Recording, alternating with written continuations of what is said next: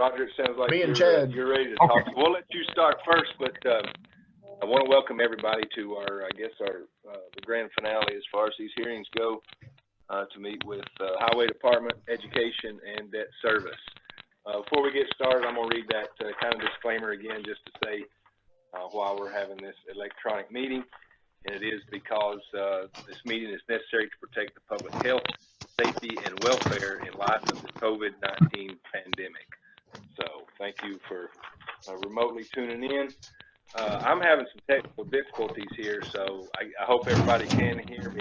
I'm trying to restart, linked up. So I'm here in person, but just can't seem to get on the screen. But we'll figure that out. But welcome everybody, and we'll let Roger go ahead and start with his budget, and we'll let Dr. Ward follow after that.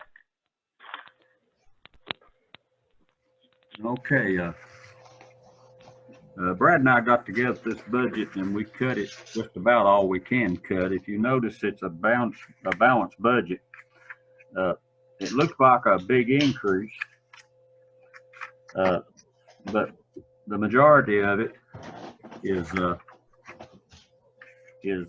funded by TDOT and state aid bridges and state aid asphalt. We've other than that, we've about cut the budget about as all we can without laying off people. And even with this, if you notice the line items for asphalt and some of the others, we're going to have less services. Going to have on this because of course I understand why we're doing that is the reduction in revenue from petroleum taxes. We're going to go over the budget line by line, or how do you want to do this, Brad or Ross? Well, we don't have to go line by line. We can kind of briefly go over there. I don't know if we've got questions from the committee, we may ask on a few things, but just anything you want to ask, or I didn't know exactly how far you wanted how much detail you want me to go into the budget, or do you want to look it over and then ask questions, whichever way you want to well, we've kind of been, Brad, kind of talked page through page, really, just to it's kind of what he's done before. We'll let him go if he wants to talk about that. I think you can highlight any kind of increases and know what's happening pretty good. So we'll just basically start at page 1 and go through there. And then if anybody, committee members, has questions, go ahead and chime in if something comes up. Chairman Ross, Brad Johnson. Kind of like Mr. Johnson. Is that Brad? Yeah. Can you hear me okay? Uh-huh. Question is Abby going to put the budget profile on the screen? The documents of that? Yeah. I think she has it up, Brad. It's what she's saying. I don't know if you want to. It's not coming through. Okay. Oh, Not on the screen. No, it's not on the screen.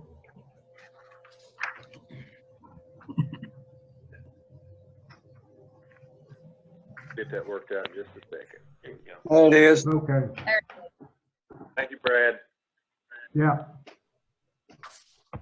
Okay, like Roger said, the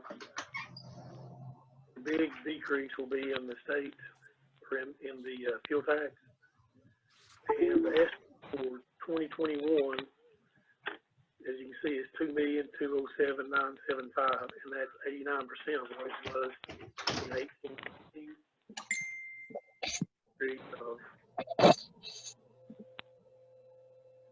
Can you go into detail, Abby? Thanks. That's a decrease budget to budget. Last year, this year is $312,000. Who knows how much is the effect of COVID-19 going to be on those particular taxes? Took some recommendations from the state and some other entities that put out some information on estimating revenue for next year. I do believe that's fair, that revenue. Anybody have any questions about any of the revenues? First page. Well, I know the big jump on the bridge program just got more, projects working on, or are they just more money available this year? What we got is more bridges, that capital outlay from the revenue is those more bridges which come from TDOT. We've, if I can remember, I don't have it wrote down in front of me, if I can remember a lot of them, we've got Powell Road up in Rome Mountain, off of Hampton Creek up there. We have Freeman Road in Rome Mountain that's on the plan. We've got Blevins Holler off of Stony Creek. It's got a bridge on it, and we have also two new bridges that we're getting into. That's one is Alftella Road over at Milton College. Across that bridge, if you're familiar with that, that needs to be replaced. Then in up on Stony Creek at Profit Subdivision Road, not Profit, but Danner Subdivision Road. That's one of the new bridges we're working on, and all this is budgeted 100% through TDOT, the engineering, the permit process, and the other charges, plus the construction of the bridge itself, and to do it. And these are what I've just mentioned. They're all under contract with TDOT at one stage or another, depending on where we're at. Of course, well, I don't want to mention the bridges we got under the other bridges because they're in this budget instead of the next one. Might get confused. But that money is 100% from. That's all that big increase is 100% from TDOT to fund the bridge program. Plus, there's $250,000 on the line item there for paving state aid roads, which is 98.2%, and 98% of the resurfacing projects. That only gets about 2 to 2.5 miles of roadway with that money, but that's that which is all that's funded through TDOT, and that's the revenue. That's that big revenue we've got there on capital layout, $5,281,000. All That will be on the last page of the detail. Yeah.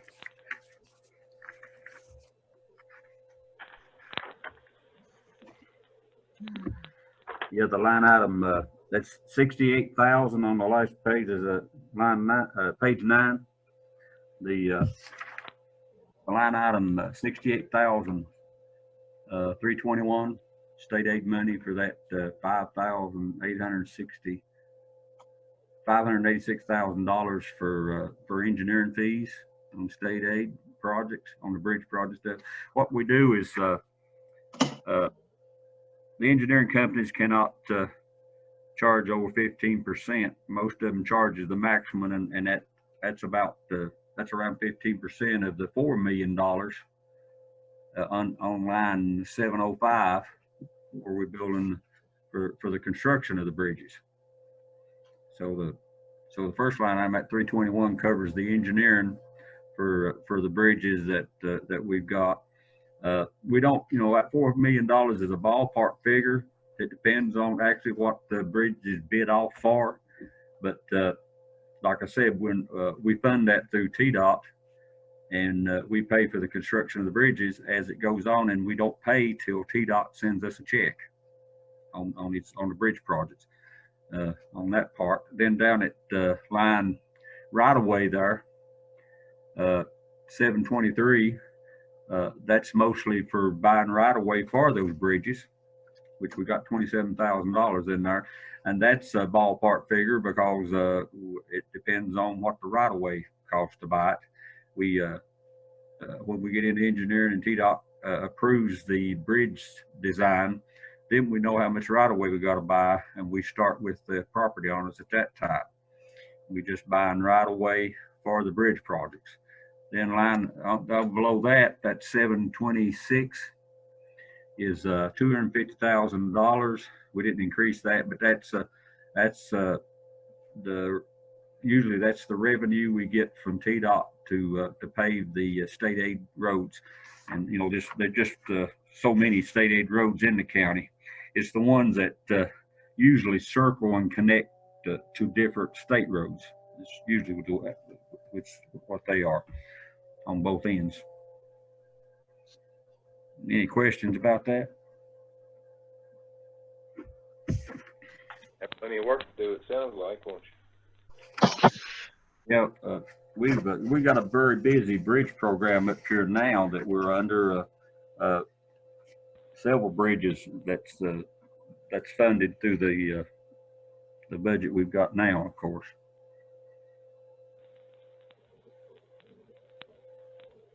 All right. Here's go to page 3 of the detail.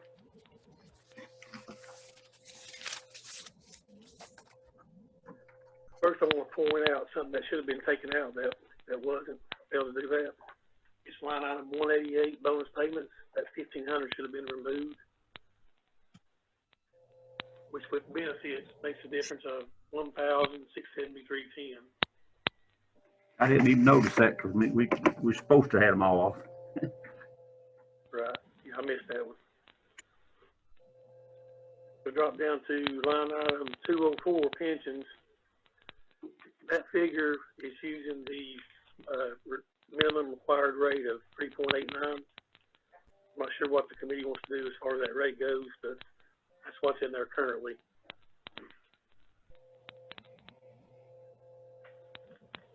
Any questions about that page? Well, I was looking at, you've got 2 new employees, I guess. Were you looking to need some help there, Roger, possibly? No, that's a misprint. That's 2 employees. That's the part-time employees, I think, and they get both of them split up $26,048, and they're part-time, and that's about $18,000. They work. They're utility inspectors. They work 2 days a week. We work 4 days a week, so each one of them splits that up, and they work so they're not working 120 days a year. They're both retired. We don't pay them no benefits or anything, but that's supposed to be 2 men for that part time. Okay. Mm-hmm. All right.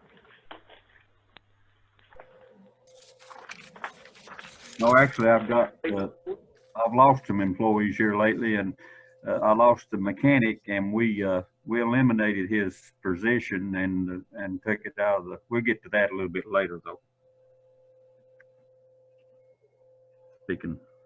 It'll be under another line item. Go to page 4. That's the non-payroll portion of category 61,000 administration.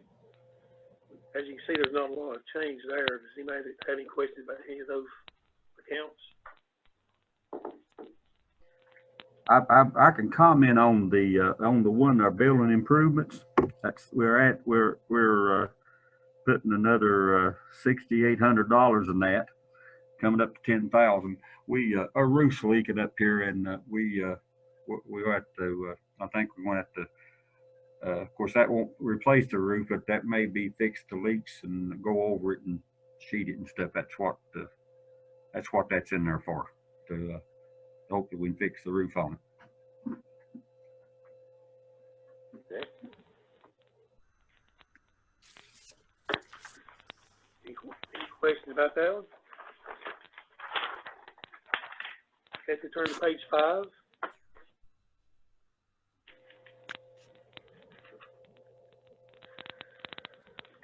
The big change here is the lower rate for TCRS, which resulted in a decrease of 87,000.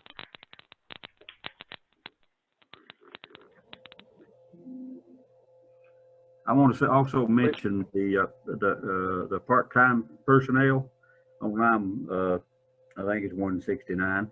That's 3 people, and they're all been retired from the county and come back to work just during the summertime. They just work during the summertime, and they're experienced people, and we've got a heck of a deal right there for those men for just that much money for 120 days work times 3. That's a real good deal. 3 people there. And the increase. Roger, if that raises, Truck drivers. Now that's to bring those to the actual totals for 1920. The budget was incorrect, the original budget for 1920.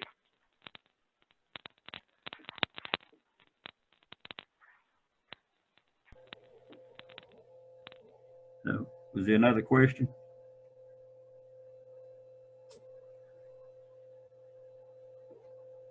I don't think so.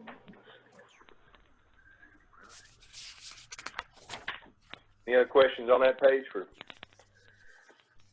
All right. It's on page 6.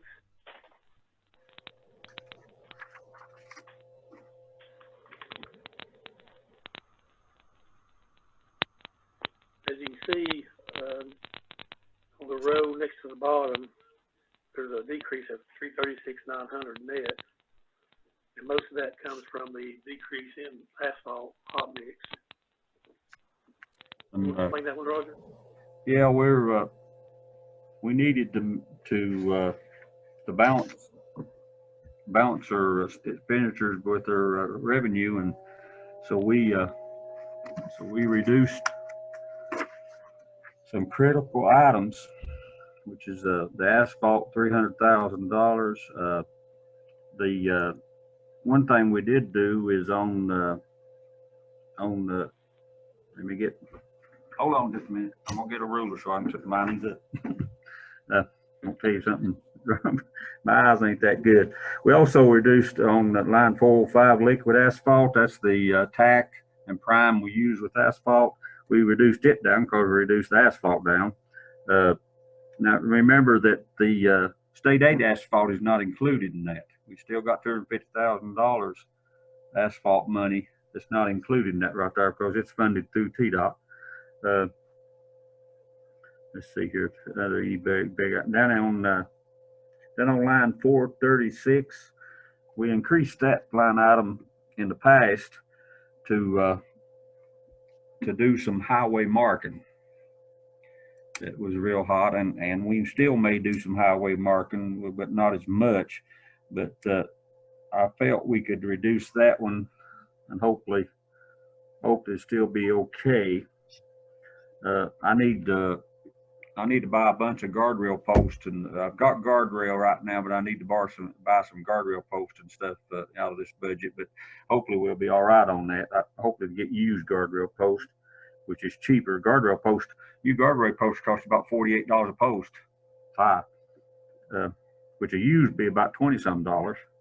Then down on the salt, we took 21,000 out of 400 out of that salt back to 40,000 because this year, as you know, we had a very mild winter, and our salt bin's still full, and we still got about 3/4 of our chat down there, mixed with about 40% salt and the rest of it stone, limestone dust, and so we're well stocked right now. So I'm hoping that next winter will not be a major something to where we'll have to buy more than $40,000 worth of salt. We can. That's we pay around $100 a ton for salt, which is very high. But if we was, hopefully the winter won't be too bad, and we can maybe not even have to use that 40,000. But we'll find out. If it's a real bad winter and stuff, we might have to do some line adjustments or pull some money from somewhere out of the fund balance or somewhere. Depending on what we get. If we get a cold winter with snow, it seems like we don't get the flooding, the flash floods. For the past 2 years, it's been so warm in February, and both Februarys we've got hit hard, and it's cost quite a bit in pipes and stone and stuff. If you look at, let me find the line item here. Yeah, it's if you look at this line item on crushed stone 409, which we're just asking for 90,000, that's the same as Walways did. But if you look over here at the amended for the fiscal year we're in now, we spent $191,735.20, or close to that, I guess, is what's projected for the amendment. And you can see a large part of that was riprap rock, stabilizing banks and stuff, and taking care of that, which hopefully will, once FEMA, if we can ever get all the paperwork done for FEMA, hopefully we'll be getting a lot of that money back that we spent stabilizing all these banks for this fiscal year. And we're working on that. But hopefully if we can keep the storm rains down and washouts and stuff, that we won't be using that type of stone money. You never know. You just can't, you just have to, got to adjust your line items by what kind of weather you're getting. But is any more questions on that? Roger, this is Travis. Per $100,000, how many miles of road can you asphalt? Travis, it depends on the width of the road, but a good average, what we average is $100,000 a mile. Just like the state aid project we just got doing, it was 2 miles. It was just barely over 2 miles. That was Roaring Creek that we done, and it was 200 and right after 240, a little over $240,000 to do that Roaring Creek project, and that was putting 1.5 inches of surface on it. And if you ain't been up Roaring Creek, it goes up to up on Ripshed. Yes. And of course, officially it's Tiger Creek, but we always call it Roaring Creek outside of it. But drive up that road, it's a nice road up there. Oh yeah, we went up the last week. It was very nice, very nice. That's just a rule of thumb, about if an road's narrow, then if it's wider than that, or wider than say 16 feet, that's a good average for 16 feet. If it's wider than 16 feet, it's going to cost you more than $100,000 a month. Okay. I know with that money from the governor, we can use it for roads. I know you had mentioned before about something like 10 to 12 miles of road. I think that was when it was in the 400,000 range. That's why I was checking to see. If we get in dire need and need certain roads that we don't have the money for, maybe we could use some of that. So. Okay. All right. But that's that's a rule of thumb. But when we measure off a road, see how wide it is and everything, we always calculate it by what thickness we got to put down and come up with the tonnage and the haul bill and all that, and then figure it up. It'd be all estimated before we sign the contract with TDOT for the state aid asphalt money. Okay, thank you. Roger, how much are you expecting to get back from FEMA? Hoping or whatever. We're expecting, if they pay us for everything, we would get close to $800,000. But there's a big but there. They're dealing with us on the Riverview project. Gary and Shannon has been up in our conference room for the past 3 days. They finished working up more paperwork for FEMA. They've changed the supervisors in charge of our FEMA project, and he's asked for quite a bit more paperwork. I think we've about got it straightened out, but there are going to be some more questions, and the big question is when we're going to get the money and if they will fund these projects fully, like in the beginning. So that might be the maximum, but it may be a whole lot less of that if we can't get them to agree with our Riverview project and their debris removal. We'll have some issues with that, and I've got to get with TDEC to work on that to see. We put it up on Holston Mountain where we've always dumped trees and stuff. It's not a landfill, and we don't put garbage and nothing up there. Nobody else does, and it's locked up, and The sheriff department uses it for a gun range. And we dump a lot when we have storms and stuff. We dump a lot of trees and brush and stuff to get it off the roadway there, and that way we don't have to pay for it or anything. Well, we've got to get with TDEC now and make sure there's no problem with that, because we're dealing with $250,000 of money right there. But it's just hurdles that we're trying to get through, and if I don't know how long it will take to satisfy FEMA and how many more questions they're going to ask. They say they want to get this and finished and paid up quick so they can start on all the other disasters they got across Tennessee. And our little deal ended up being minor money than what's going on now. And this supervisor named Richard, he wants to get it done as soon as possible. So hopefully this summer we'll be getting money back. I hope so. I hope that's the way it is. And of course, I think about all that will go back to the fund balance, because that's where a large part of it did. But just like that $191,000 that we spent there, the majority of that went into that flood control, went in because of a flood in this in the one that the FEMA was working with. But anyway, that's the big question is how much we're going to get back and when. I don't know yet. Okay, thanks. I wish I could tell you a lot better answer than that.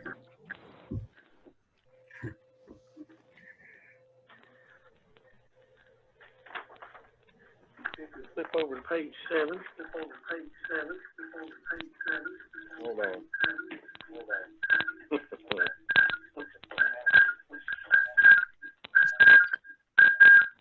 You are muted. Sorry about that. Wait a minute.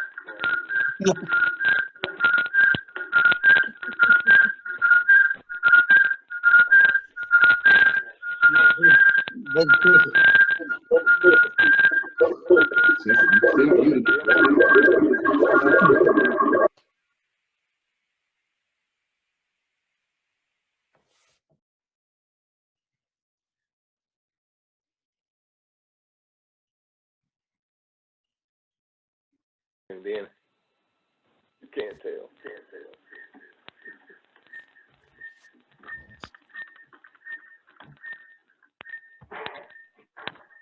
Yeah, mute your mic on the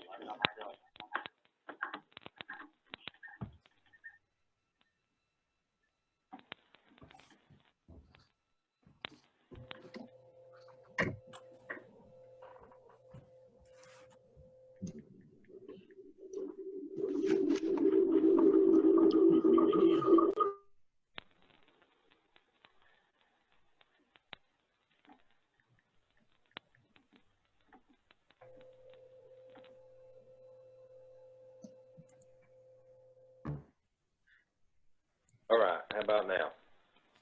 Sound good? Yeah, okay, good. Sorry about that. All right. Sorry to interrupt.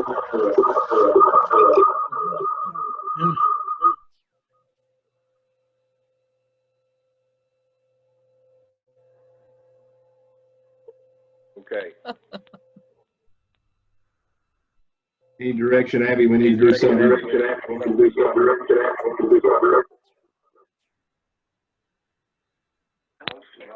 laptop in here. Get your microphones or turn your speakers off. Yeah, that's what I do. I think everybody's done that. It can't be, because that's where the echo's coming, because it's picking up everybody's laptop in the phone. Well, I didn't even join this audio. How about now? I think she's got it. If it keeps doing it, I'll just shut it off. No problem.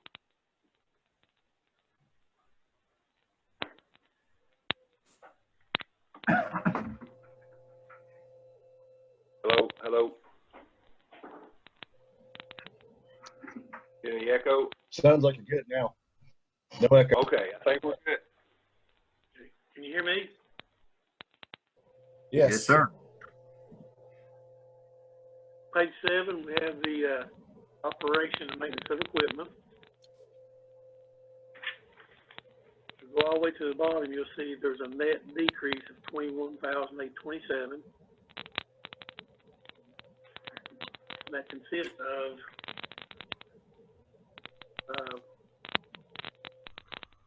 in salary and benefits section, Roger lost one of his mechanics. That's the reason for that $27,000 decrease. And the other large decrease is due to using the minimum contribution rate, TCRS. That's a decrease of $11,000. And the other decrease, for medical insurance, $7,759. That's due to the mechanic leaving. Drop down to the non-payroll section. You'll see there is a decrease in the budget for gasoline of $20,000. And projected for this year, around $160 for gasoline cost. And a portion of the gasoline cost is recouped in the, as shown in the revenue section, sale of gasoline.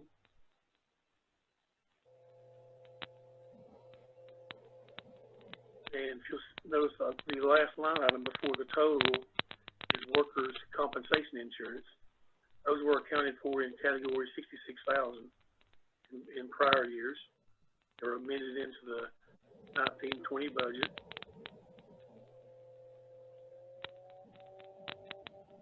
Any questions on that one?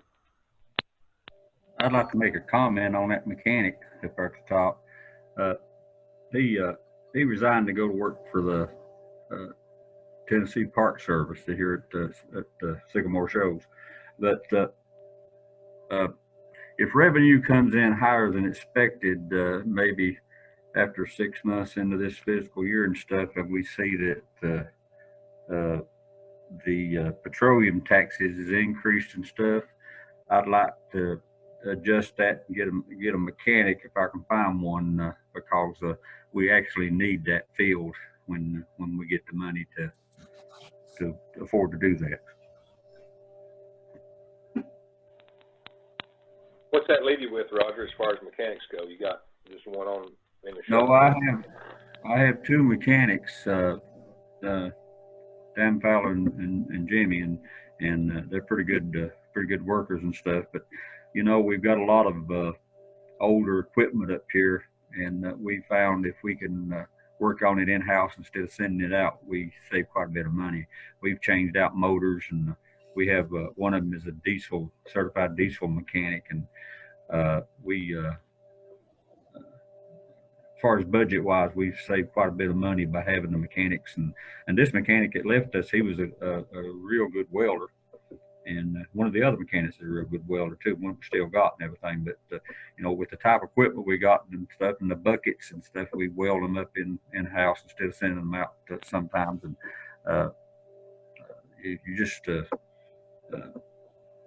we just need that many to, and of course our mechanics are the ones we got are licensed CDL drivers, and if you get real bad snows and stuff, you don't need them in the garage, which we usually do, but we can turn them loose out in snow trucks too.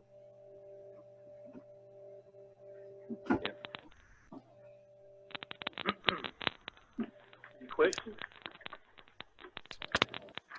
If you go to page number 8, other charges, there's an increase of $8,250. That was primarily due to increase in insurance for vehicles and equipment. It was underestimated in last year's budget.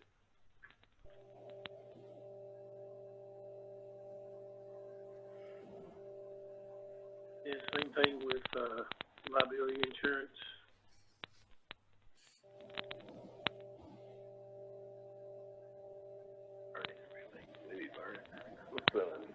Any questions on that page?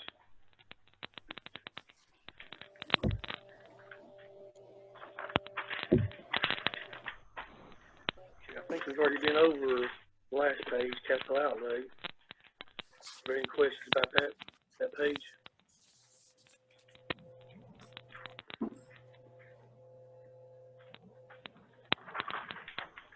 Any other questions?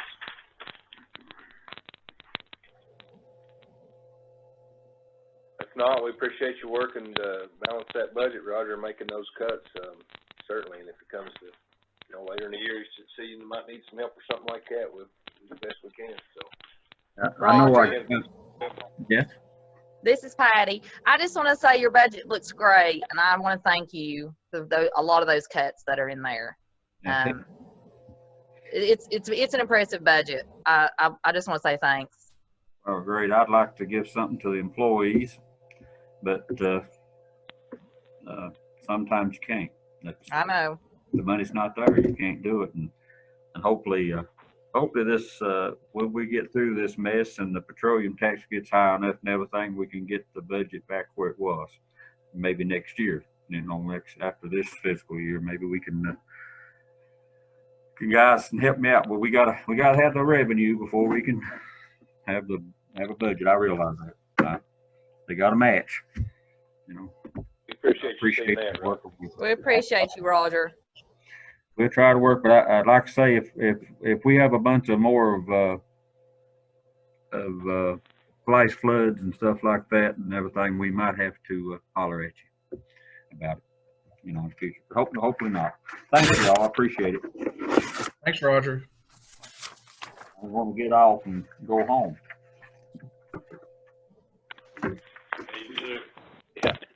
Willie gonna stay in your set, all right, so. All right, yeah, that'd be all right. Thank you. Okay, we got Dr. Ward here, and he's itching to go to possibly present his last budget at one of these hearings, so welcome, Dr. Ward, and happy to have you. Thank you.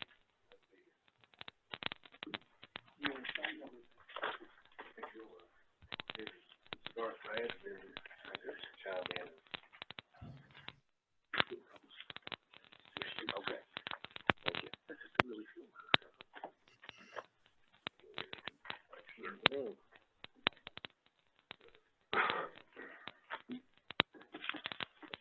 Okay, we'll start off with this is for general purpose school fund, 141.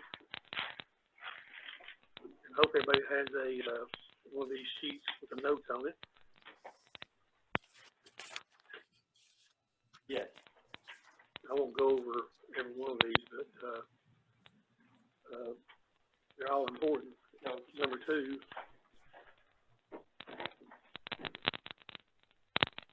Hang on a second.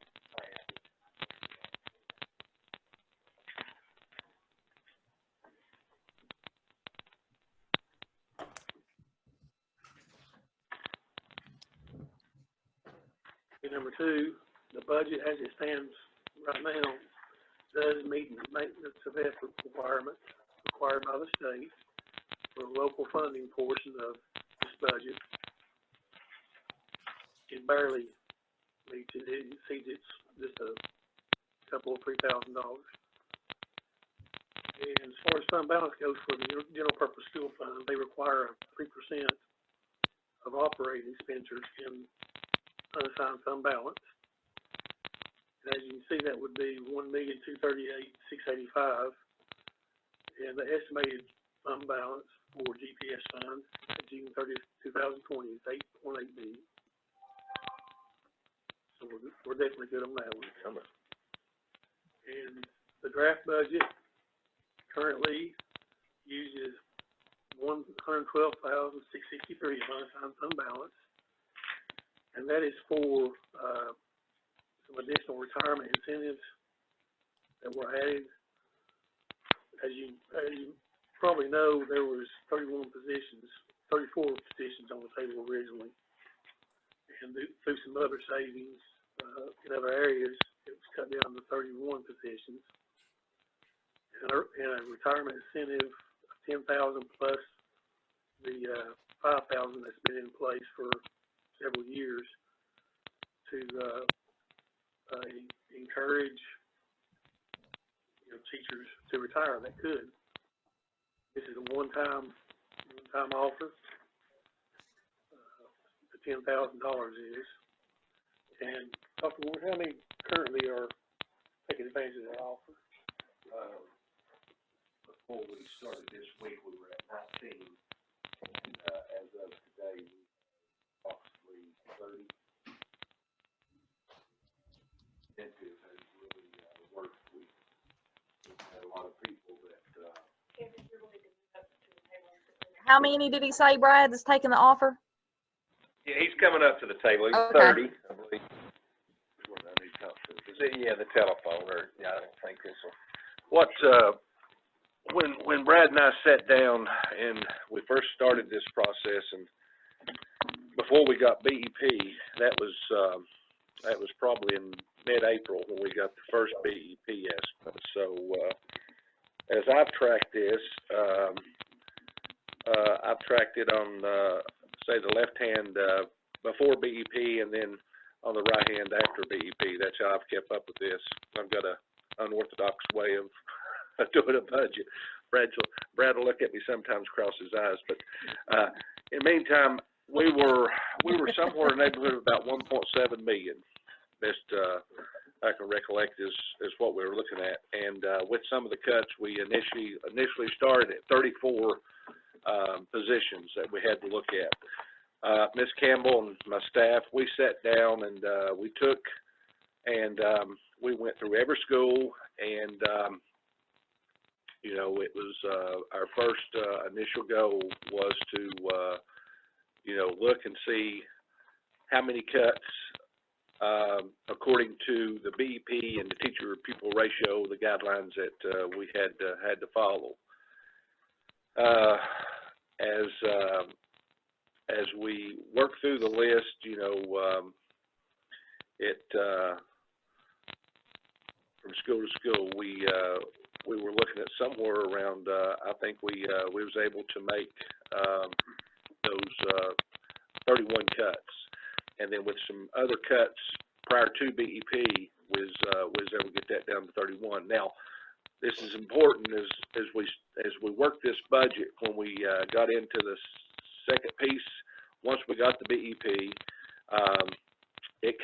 the BEP come in shorter, or much shorter in terms of dollars than what Brad had estimated and what I'd estimated.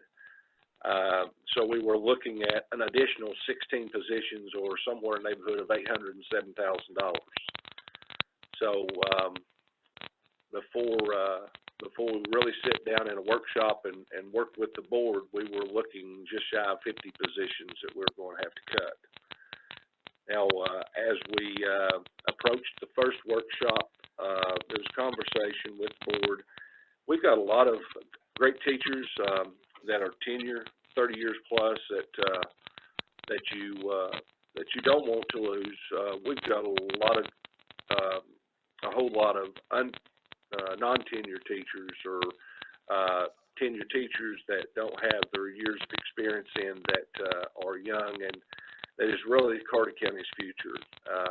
So the board decided, you know, okay, let's offer an incentive, and let's see what, I think the whole thought process was that if we can offer an incentive and we can get enough people to take advantage of it and retire, then we'll be able to keep some of the young people that's going to be around for the next 20 years, and keep from having to cut people's jobs and put them out, you know, in this economy right now that is, you know, it's got a lot of uncertainties to it.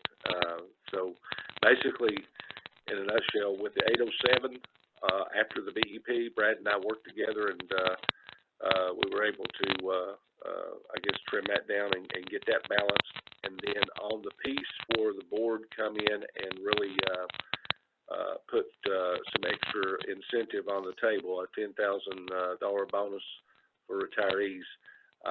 That was put on the table last week as in our board meeting, and during the course of this week, we've had somewhere in the neighborhood of about we've got a total of 30, but I think 5 or 6 of those were going to relocate or not come back anyway. So I think all total, we're looking at somewhere in the neighborhood of about 25, 26 people that's signed up to retire. We got one more day based on the calendar deadline that we give them through Friday at 4 o'clock. So what we'll have to do, I guess, once we see what the final number is tomorrow, Brad can, I guess, go over the details. But right now we're balanced. We have a balanced budget, and he was using the first number that was given to him prior to opening this week up and seeing who was interested, and that number was 19 that was initially plugged into the budget. Brad, I'm correct when I say that.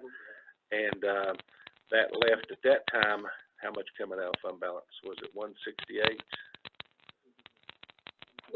112 was going to come out of the fund balance to balance our budget. But now with the extra people that have actually, you know, we had a lot of people's name on the list that had been talking to us.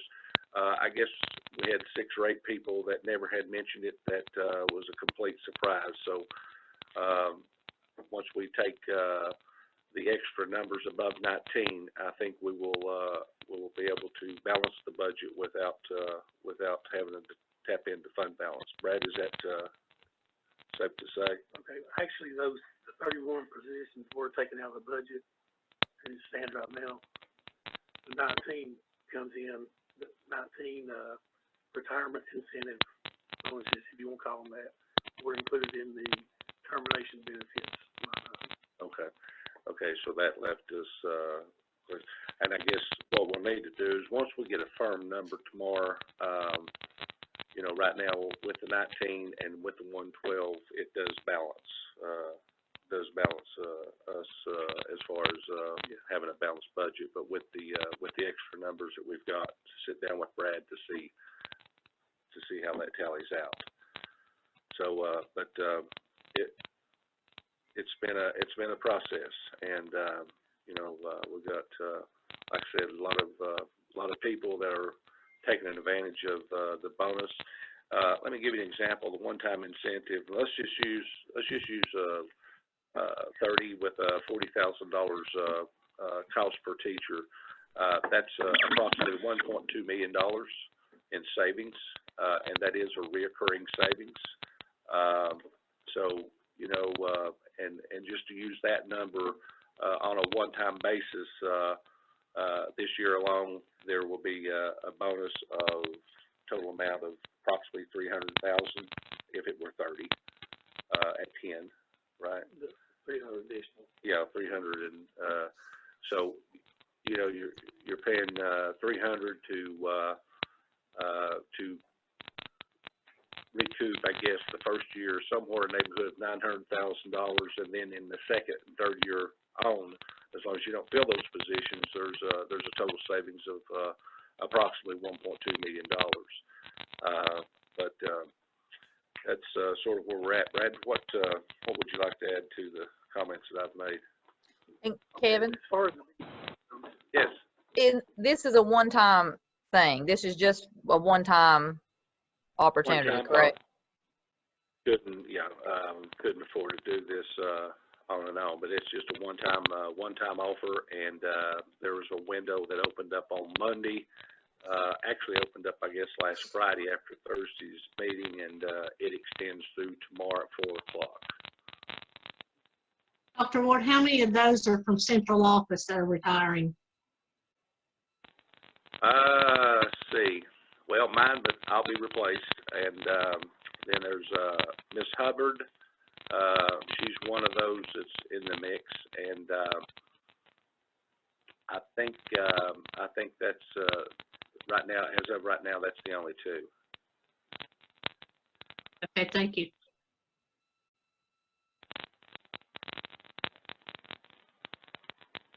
As far as the BEP goes, it is a huge part of the general purpose school funding. Actually, it's 71% of total estimated revenue. And the initial estimate comes out in April, or another one comes out in May. That will probably come in around the 20th or so, and a final one in June.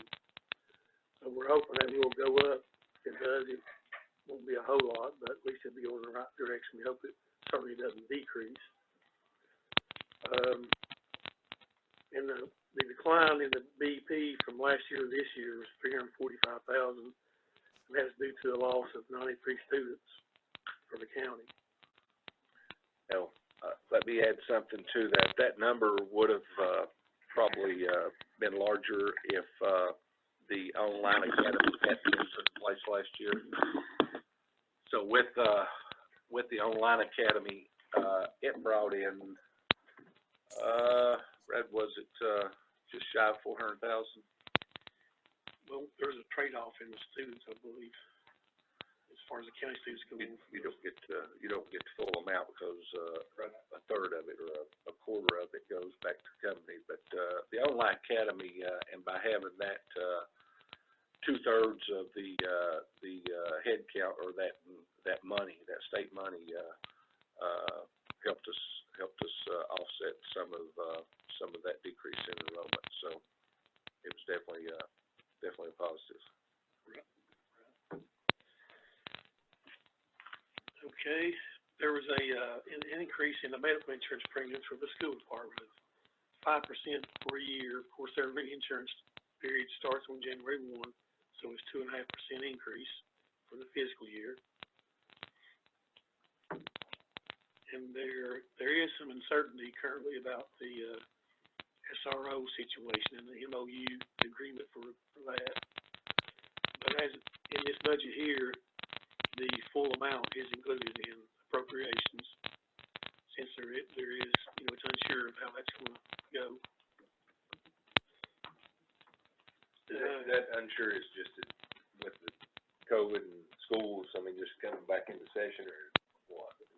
Well, with probably a renegotiation of the MOU in terms of how we proceed forward after this year, moving into next year in terms of what our agreement is and paying officers.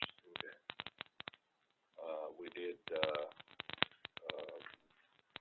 in this budget when we were shut down, Brad had estimated that there's approximately $70,000 that we wasn't getting services for. So we actually used that $70,000 to offset some of the expenditures increases in this budget.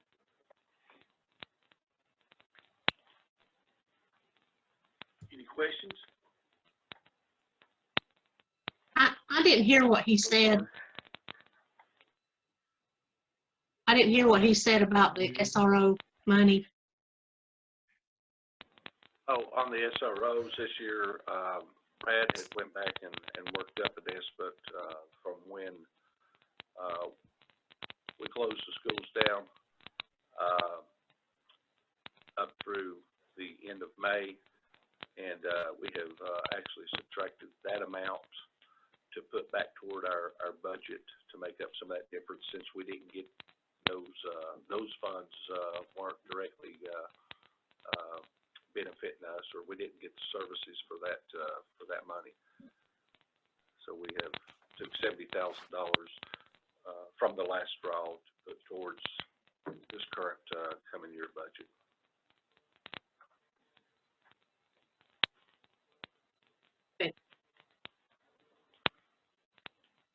Okay, this is Chief Deputy Parrish. I've got a comment on that. The failure to pay that $70,000, the Budget Committee needs to be aware that that's likely going to have to come out of the general fund, because it certainly can't come out of our budget. At this late point in the year, there's no way that we can make those kind of funds up.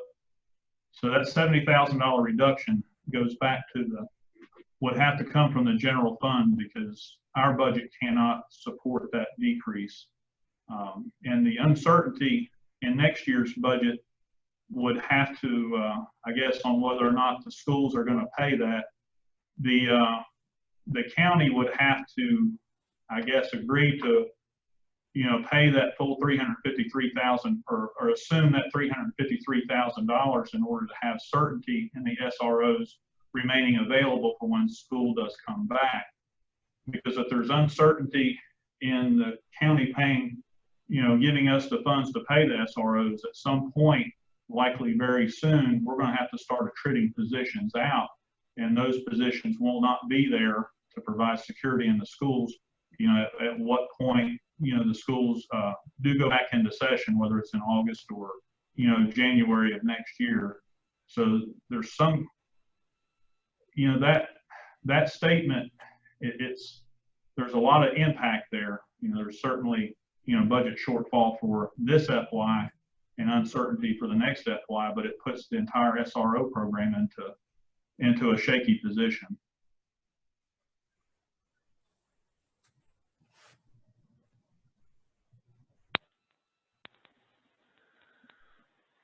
Well, we'll have to address that in some way. We've got to, to me, an essential service, as you would say. We got to keep those people working in our schools. So let's have to, I guess, work some numbers on that or figure out exactly what we're going to do, Chief Parrish. We certainly want to keep them there because we totally concur that it's essential.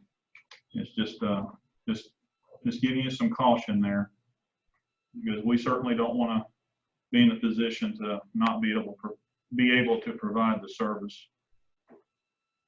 Chief Parrish, this is Travis. I've just got a question. I seem to get a lot of calls that there's several schools during the school year that don't have officers there. I've heard upwards of 3 to 4 that there's not at a school. I understand Dr. Ward's point of they're paying for officers and they're not there providing a service. So can you touch on that a little bit of, while I know we're supposed to have a roving officer supposed to fill in, but when we're 3 and 4 short, it kind of concerns me. I don't know that we've ever been 3 to 4 short. I know we've been as many as 2 short. To your point, the schools pay for roughly 10 positions. The county's responsible for, I guess, up to 6 positions.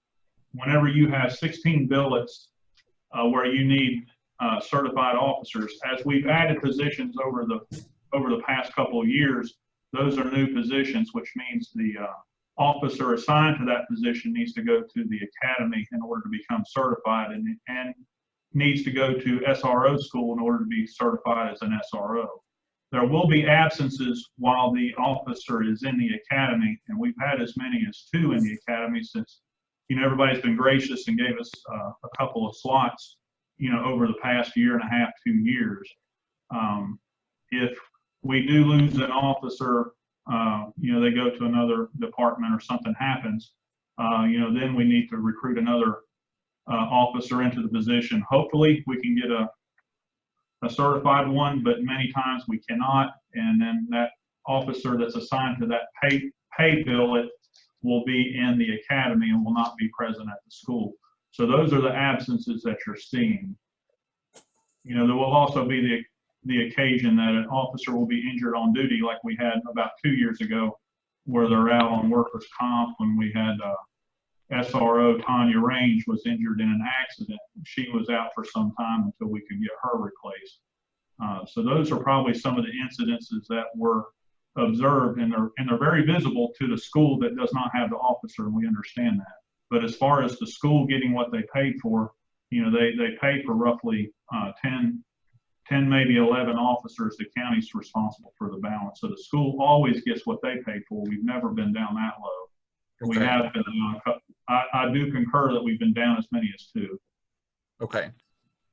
Thank you. Director Burke, Brad Johnson. Director Burke, either you, Superintendent, or you all give an explanation on number 10, the medical insurance premiums.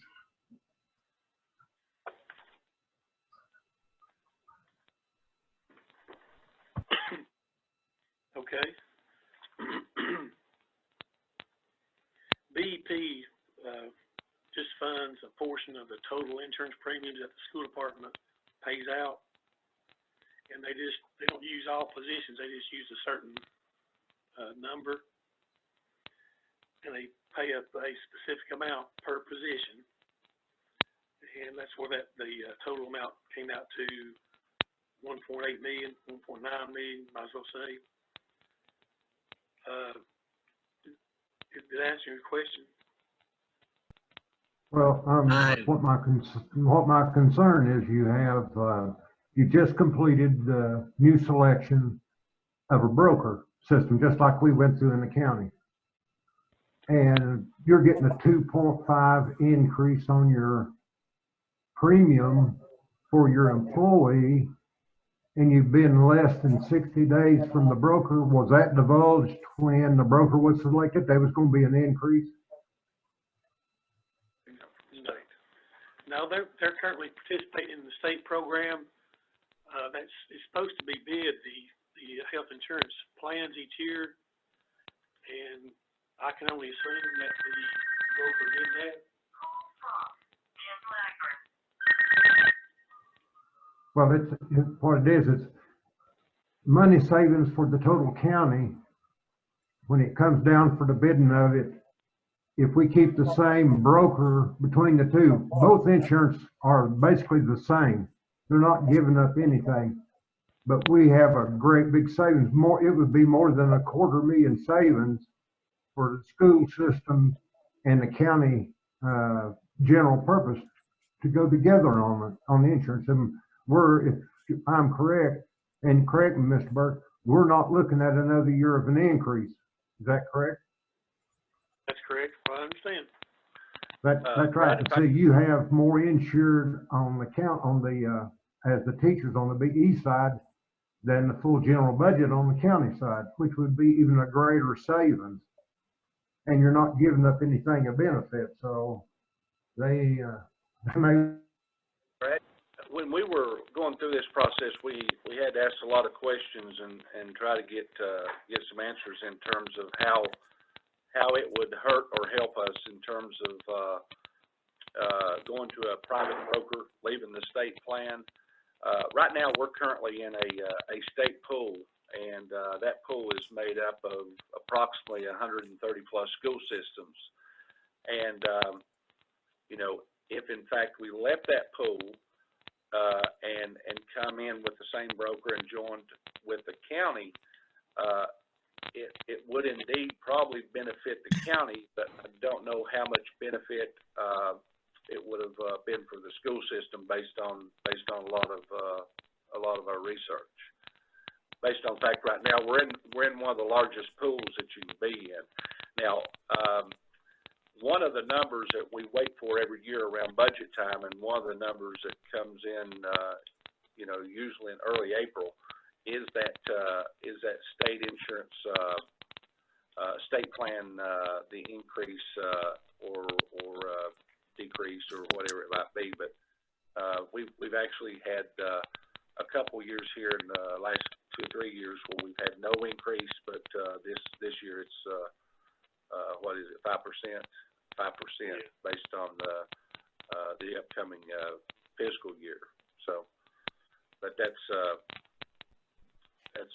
sort of where we're at, I guess, with this state insurance and the state plan. And if we do leave the state, one of the big disadvantages is you have to you can't come back for 2 years, and then when you do come back to the state plan, they can sort of be selective on what retirees, and see the retirees aren't our state plan, but they can be somewhat selective on which retirees that they took back on the state plan. So we would be sort of hanging those people if they had some kind of a serious health condition.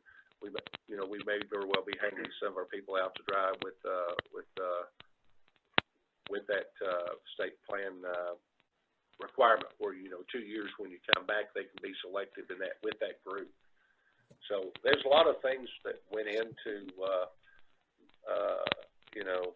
thinking about staying with the state plan or going out and doing private, and then combining our combining county and county government, county schools together. But it's really as we went through the process, we really understood that with the BEP piece, where the state's paying approximately 70+%, we're not comparing apples and oranges when we look at the two different two different plans, the plan that the county government has versus the plan that the school system has. Well, I know, my thing is that the insurance each year is supposed to be bid out. And in order to determine if there's a better price, it needs to be bid. And I'm not sure that's being done. It certainly needs to be.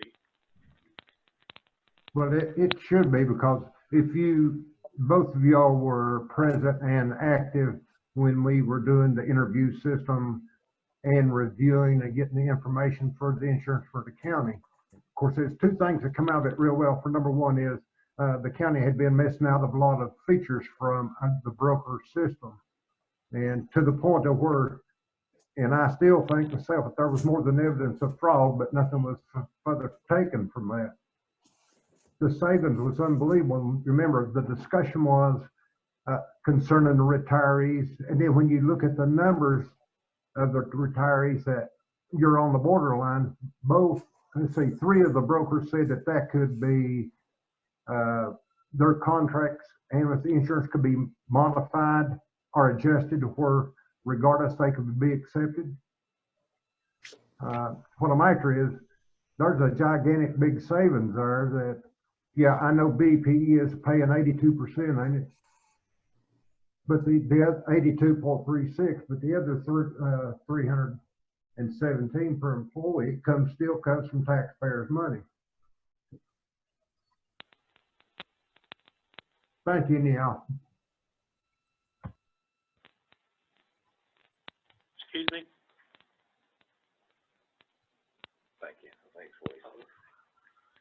Appreciate that comment, Mr. Johnson.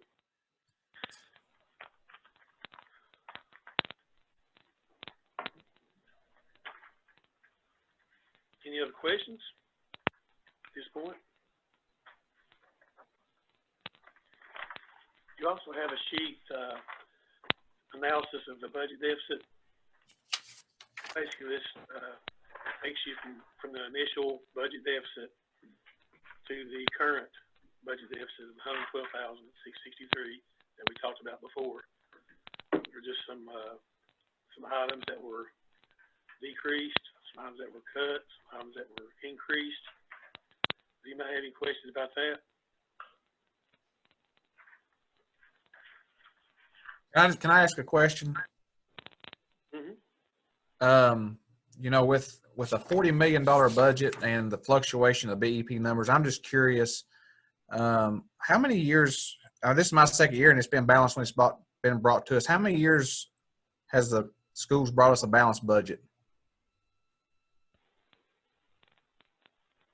Kevin says 9. 9, is that 9 consecutive years? 8. 8. Okay. That's with a budget that large, that's pretty impressive. I'm here to say so. And I appreciate y'all's hard work on doing that. Thank you. Kevin, I just want to say the same thing. That's very impressive. Thank you for doing that. Yeah, this is Aaron Frazier. You're rocking it all. You've done a great job. We appreciate it. The highway department and the school system it's very impressive tonight. I'm appreciative of it. Both of them have killed it. On the adjusted deficit of 112,663, are we just going to take that out of the school fund balance for this year and kind of maintain from there and see how things next year? Yes. Yeah, that'll come out of the unassigned fund balance of the schools. Brad, with some of these extra numbers that we may be getting, might it offset some of that? Or is that number, did you build those numbers in on the front end with that 31? The 31 was adjusted out of salaries, but just 19 were adjusted back in for that extra $10,000 bonus. Okay, so we'd have to have 31 to actually come back out to where we wouldn't have to pay that 112. Okay. And it could hopefully maybe dwindle towards less than 112. But yeah. Dr. Ward, are you going to take more people if they decide to retire? Are you going to take more than the 31? What we're going to do is, anybody that comes in between now and tomorrow, starting Monday through tomorrow at 4 o'clock, there's, if we had, let's just say if we had 35 and we were 4 above what we had projected, then we would look for ways. That's going to be part of the work next week. Once we get the final number, Ms. Campbell and I sit down, and then I eventually sometime next week sit down with Brad and let him know what that final number is, and then look to make the moves that we need to get people in the places that are needed without hiring additional teachers. Right. So that would actually accumulate into a savings that could go forward toward next year if we had above that 31. I mean, I would think with 4 more positions, if you did get, say, 4 more positions, you're probably looking, once you take health insurance off, salaries, you're probably looking close to $200,000 in savings that would actually roll money into fund balance. Is that correct? As far as the insurance goes, if they're eligible for retiree insurance, they have to have that. That's true. I didn't think about that. But just salaries alone should cover $112,000 if you had 4, tenured 30-year plus teachers, I would think. Yeah, it sure would. Hey, Dr. Ward, can you hear me? It's the mayor. Yes. Can you hear me? Yeah. So that's you've done a good job. That's the reason I tried to talk you into staying. See, but you had to leave us. So, but you never did say anything about them ex-chairman you had there. That helped you. He helped you a little bit, didn't he? No, just kidding. I forget I forget his name, but I know we worked real good together, and we got a lot accomplished. And looking forward, I bought me a snake gun, and I sound like Jack Perkins, don't I, Willie? Yeah. Bought me a snake gun. I'm going to do some time on Dennis Cove, and got a little project or 2 on Dennis Cove. But guys, let me say this, and then I'll let Brad finish up. It's been a pleasure, and I've had the opportunity the past 8 years, and prior to that with the other directors, getting to know a lot of our commissioners and working with our finance people, and it's been a real pleasure to work with good people and get to know good people, make real good friends. We'll say that sometimes we don't always agree, but the old adage to agree to disagree and be civil and be able to communicate afterwards is most definitely the key to moving forward. But I appreciate Carter County. I appreciate our teachers, our principals, administrators, our supervisors, our board members, just like you commissioners. It's a thankless job, and I appreciate the job you all do. So this is my last budget, and Rusty, you were a very big part of several budgets in years past, and it's been a joy. And I'm going to tell you something. You've got 2 good men sitting here that I've worked with on a daily and routine basis, Brad and Michael, and we appreciate the finance department. Can I ask something? Yep. I'm not in this as far as the budget, but I work with Kevin. Kevin, you said you've had a balanced budget for 8 years. How many years have you been there doing this? This is finishing up my 8th year. So you've presented a balanced budget for all 8 years that you've been there? Last couple of years, we have actually had to tap into fund balance, but we have not and that's been one of the goals, I guess, as we've worked with the board over the last couple of years where we had to tap the fund balance. Of course, we got a healthy fund balance, and didn't want to bring that burden to the commission and try to put it on the taxpayers. But for the last couple of years, to balance the budget this year with 112, I think last year it was somewhere in the neighborhood of about 168 or something like that. But prior to that, yeah, it's been balanced, without having to hit the fund balance. You know, that fund balance is just like your all's fund balance. It's a savings account. What you take out of it's, there's no string that's really, that's going to roll back into it, unless it's rollover. And, I think, you know, as we go through this year, and as tough as this budget was, looking at the next year and, maybe the 2 years down the road, you're going to have less, revenue streams based on the fact that, you know, they're being cut.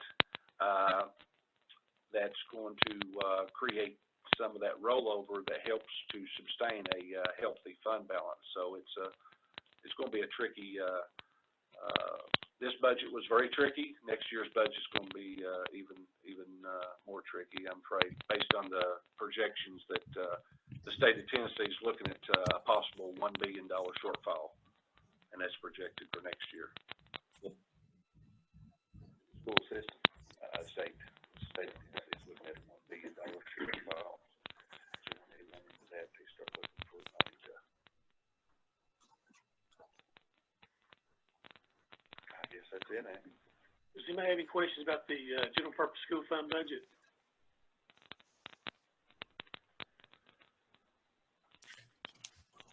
Just for clarification, on those raises, I can't remember if they were in this one or another one.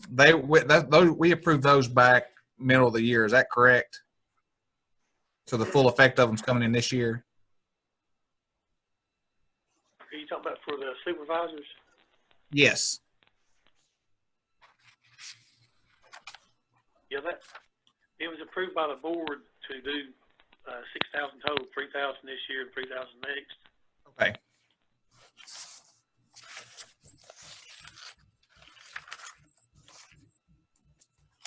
The others? We can move to the central cafeteria fund.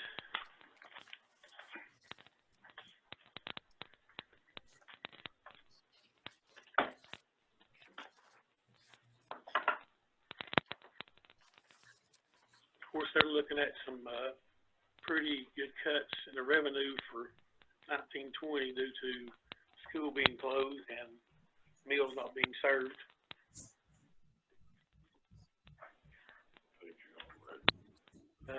On the central cafeteria fund, it's a separate packet. Oh.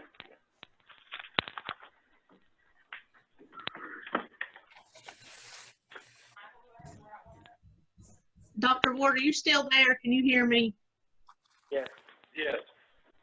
I've had several people ask me how long the lunch program is going to continue. Right now, I talked to Ms. Feathers, I guess it was early this week. We're definitely going to run through the third week of March, and then I guess sometime before then look to see what the conditions are and you know what it looks like in June as far as the summer feed program. What we have been doing with the summer feed program is using our book bus and distributing books along with meals. So, but currently right now we're going to be working through the third week of May. I think I said March, didn't I? But third week of May is what the current plan is. And I will tell you this, right now with the cooks that are working at these 5 different locations, they and these teachers and these people that are on the outside of these 5 locations is putting food in the vehicles. I do know that our cooks right now are absolutely mentally and physically exhausted, but you know they're doing it based on the fact that you know they're putting food in the cars and feeding kids. And so right now, currently, our program runs through the end of the third week of May, and then we'll be looking, you know, from there. Okay, thanks. If everybody look at the total sheet for cafeteria fund. Of course, the budget for 2021 is in the far right column. And as for the revenue, the bulk of that comes from the federal government reimbursements for the lunch and breakfast program, as well as supplying USDA commodities.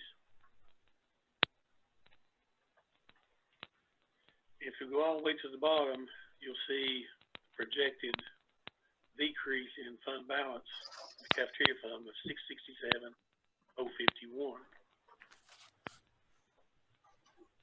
It also projected a decrease for this year of 861,392, which is more than $1.5 million hit to their fund balance. Thankfully, they did have a very healthy fund balance to begin with, but these kind of hits, it won't take long to use up all the fund balance.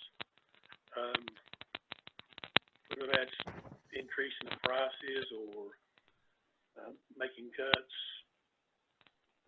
wherever necessary to balance their budget, that definitely needs to happen in the future. I talked to Ms. Feathers also about the loss of revenue. I think going back for a number of years, our food service has ended up the year. They have to work pretty much the biggest part of the year to make their money in the last 2 or 3 months of the year. And of course, with this March closure and shutdown, I think right now she's estimating it's probably going to put her somewhere in the neighborhood of $200,000+ in the hole this year. But like Mr. Burke said, you know, one of the good things over the years, it's been managed very well. That money has rolled into a fund balance, and they have some rainy day money to operate off of right now. But you know, as she moves into next year, hopefully things will go much smoother.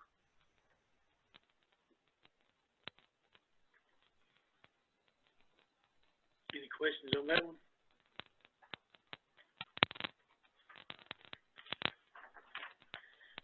Okay, move to the last one, which is the. Oh yeah, this is Aaron Frazier. It shows on there that federal money for last year was like 500. Well, no, just the federal government line where it shows it's like 207,900. 634. That's like 500,000 less than the 2 previous years, and then this year we're expecting like 2786043. Yeah, that would be with school open for the entire year. What was the difference in 1920 that caused the 500,000 drop over the previous years? For school. Gotcha. Gotcha.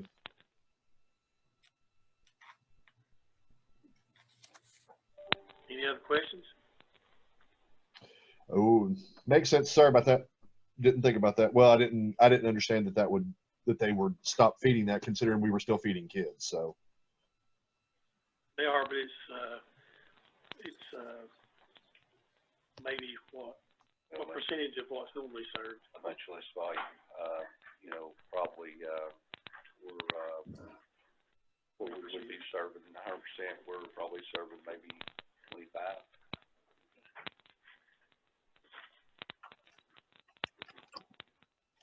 Okay, from the Head Start Fund, the last school fund. This fund is self-supporting. All of its revenue comes from either federal, or all of it actually comes from the federal government. Its revenues has to equal the appropriations, which they do. Anybody have any questions about that budget?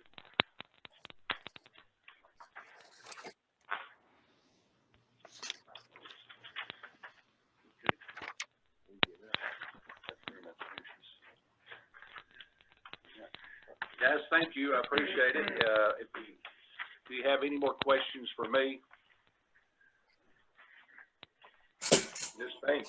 We appreciate you working hard and making these tough decisions, I'm sure, but also to offer that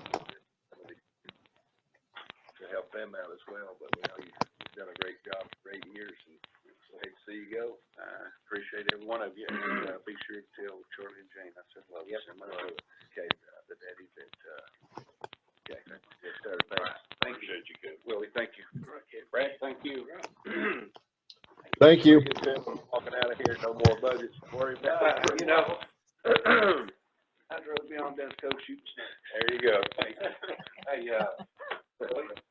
Jack used to snake hunt. Oh, yeah. Rattlesnake. Right. Yeah. I'm not looking for it. Yeah. Trust me, I'm not. Just make sure you got your gun. I've got a few of them. All right. I see, we got Mr. Googe there, Ken Googe, and before we keep him on too much longer, we'll let him go since he's held with us this long. Well, good evening. Can you hear me? We sure can, Ken. How's it going? Doing well, Ross. How are you tonight? Doing fine. Well, guys, I realize it's a tough year. I hope I'm not going to make it any tougher on you. Last year, you gave us $125,000. The large items in that, first of all, you gave us $50,000 for the Gap Creek Park project, and also $25,000 for a tractor and accessories. This year, we are not asking for quite as much. Our the bottom line on our request is $107,870. Figured that the best thing to do is just to explain to you why the difference. We have some things that are being cut. We have some things that are added. We have some new things. But overall, I think we've got a pretty good proposal here. Now, the things that, first of all, that have gone down, Roan Mountain Community Park, we have put a lot of money into Roan Mountain Community Park in the last few years. And you understand that all of our parks are actually run by volunteers. We give them an operating subsidy if we can, and we provide part of the money for capital expenditures and expect them to raise the rest. And the folks up at Roan Mountain have just done a fabulous job. Last year, you gave us $21,900. That's what we put into the park.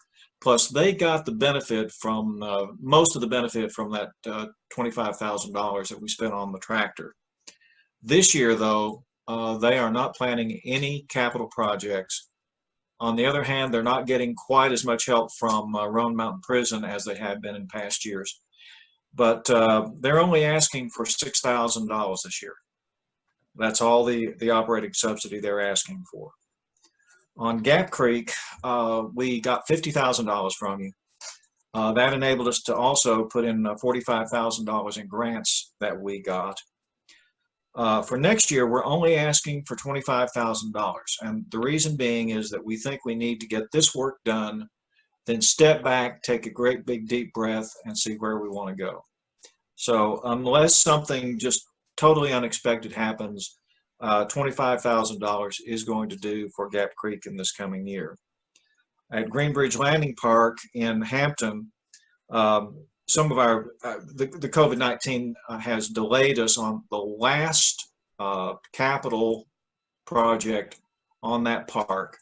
We've got the money in the bank for it though, because you gave it to us last year.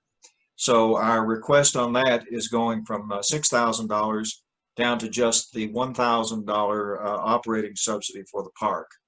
So those are the decreases. Now, one thing we have taken out of the budget for the time being, that's the Over Mountain Victory Trail. We've come to the conclusion that nothing is going to happen there, so we have zeroed out that item. We'll not take it off our list, but at the same time, we don't expect anything to happen for a while on that.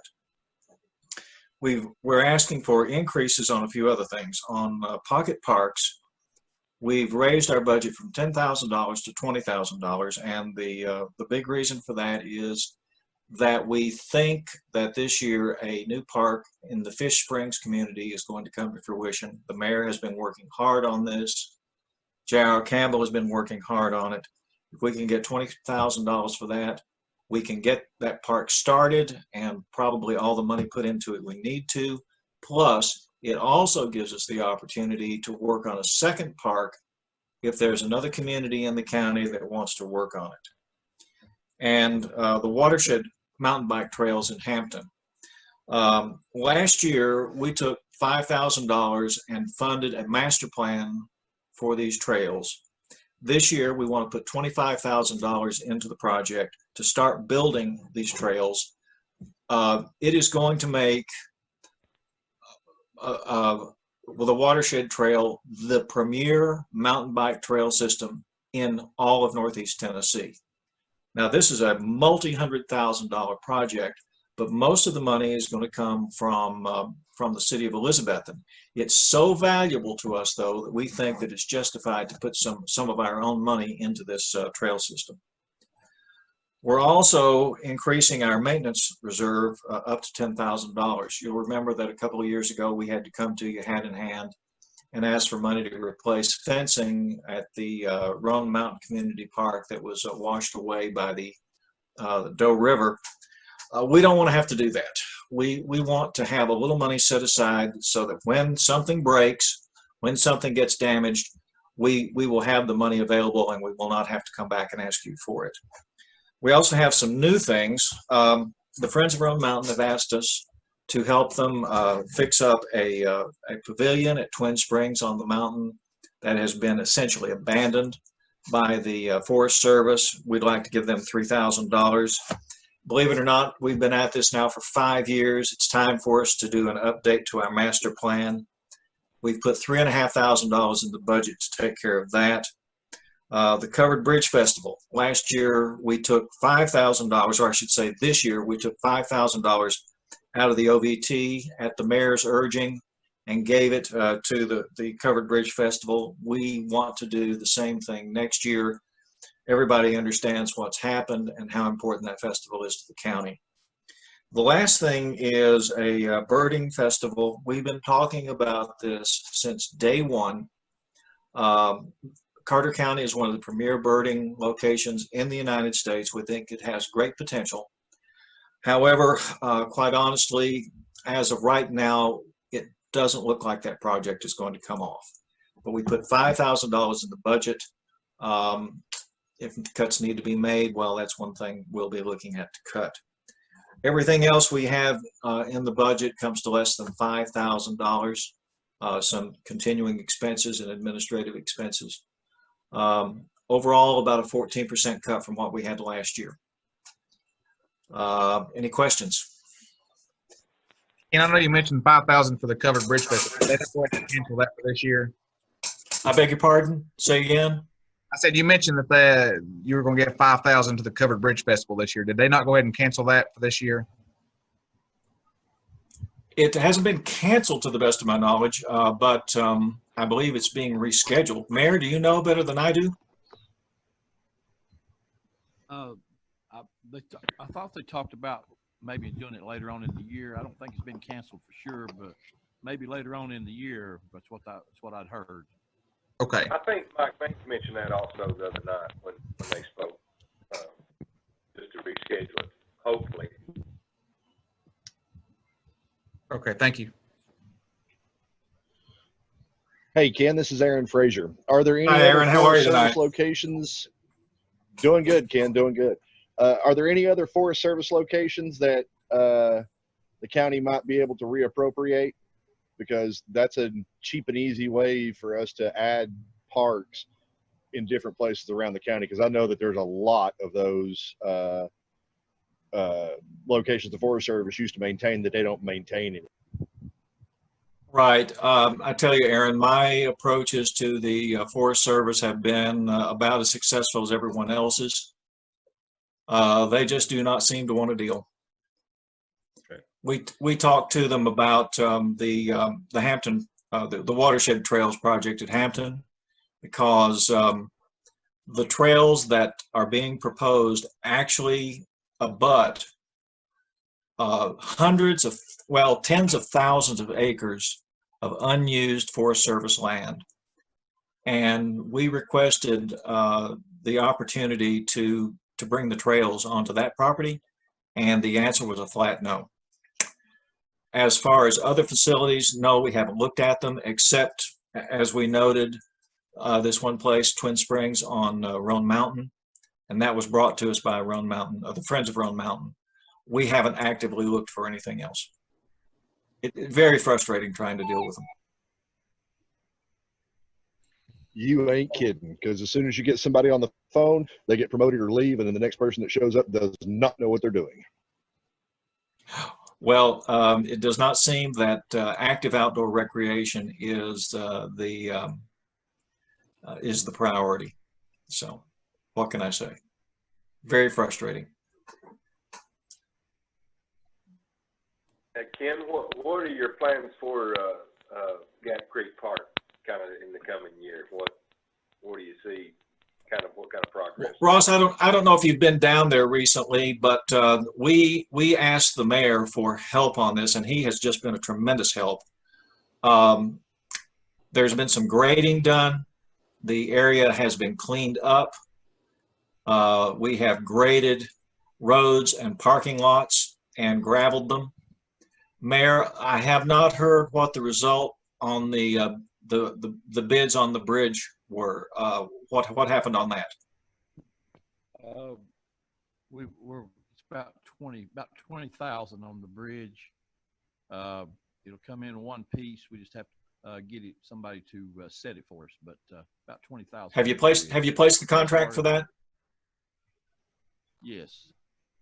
Oh, that's fantastic. Yes. Well, that's where we are. The bridge is being built. We'll have to have the footings designed and built. That will get us access to the land across the creek. And the walking trail has been partially graded. We have to get it gravelled and rolled.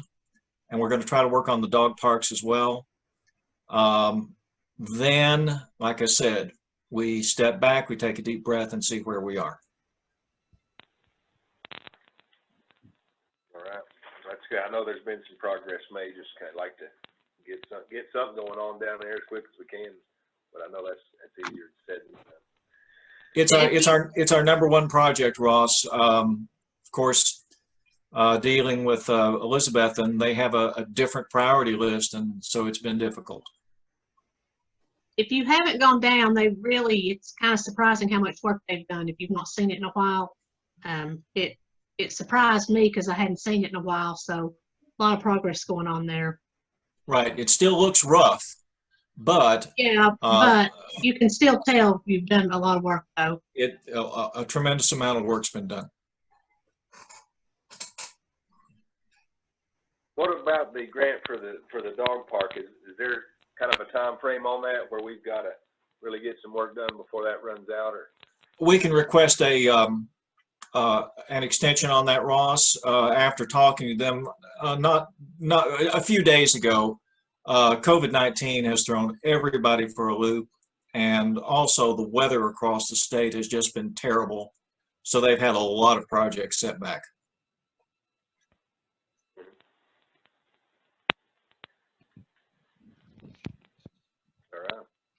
If I'm not mistaken, I think Ken, I think it was 3 years on the dog park, wasn't it? On the one we got from the what's the gentleman? Randy Boyd. Yes. Yes, sir. I think that is correct. We have 3 years. And they gave us an extension on the one from the health department, which we've just about got that money spent. Great. Okay. Well, all in all, we had $95,000. $97,000 to spend on that park this year if we could spend it. We got a late start. We're not going to get it all done, but the money's essentially in the bank and will be spent if not this fiscal year, then next fiscal year. That is awesome. Promising. And I don't know if I know it's been in the minutes, and when I sit on for some of the meetings on Park and Rec, are y'all still looking to pursue the shooting park up? I believe it was up in Little Milligan. We've talked to the Forest Service about getting that land, and the answer was about as close to a flat no as you can get without actually saying flat no. Okay, thanks. My impression is that it's a nearly perfect location, but getting the property will have to wait for new management or involvement of our political leaders in Washington. Okay, thank you.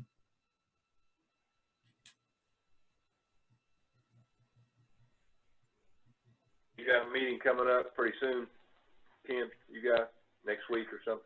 Well, Mr. Mayor, if you give me a call tomorrow morning, we'll talk about that. We are supposed to meet next week, but I'm not sure that that's going to be possible. I'll give you a call in the morning. That probably won't be possible, but we'll get one as soon as we can. Yes, we want to get it done just as quickly as we can. But of course, we all understand the situation, like the meeting we're having tonight.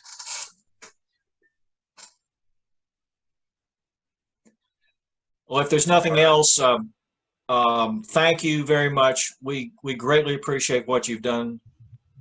We think we're giving you good value for the money. And we obviously understand this very difficult situation that everybody's in. So we know you'll do your best.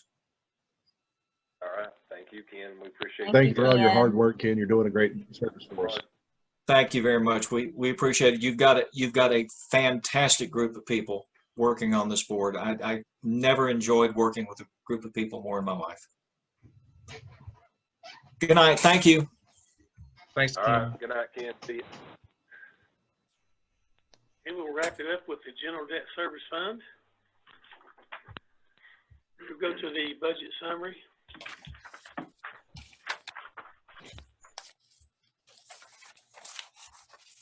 For the appropriations section,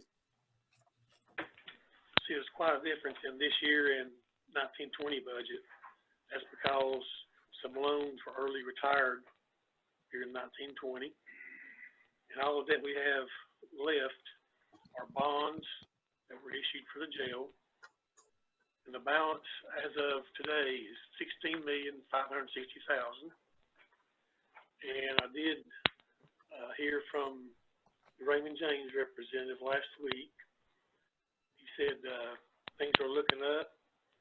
And if at that point that we had refunded these bonds, the savings would be around $1 million. Which is nothing to laugh at, which is quite a bit less than where we were at before all this hit.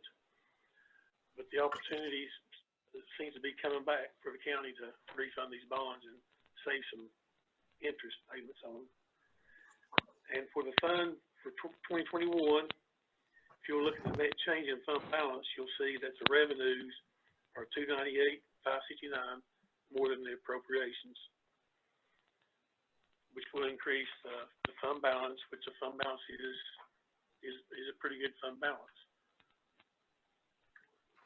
considering the amount of debt that we have. Any questions on debt service?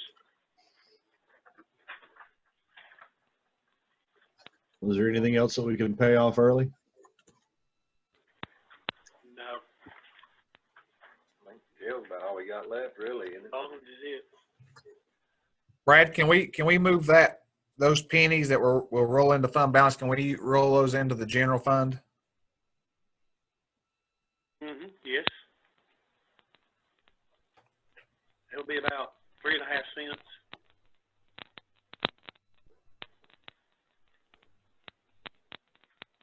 For the 298, right, that additional.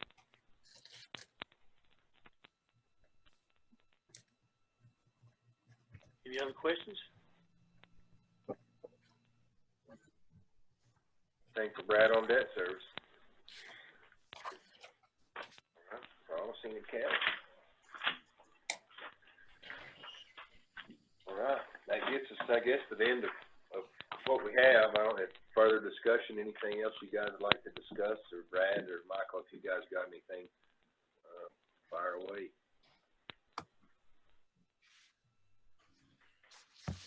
Anything else, anybody?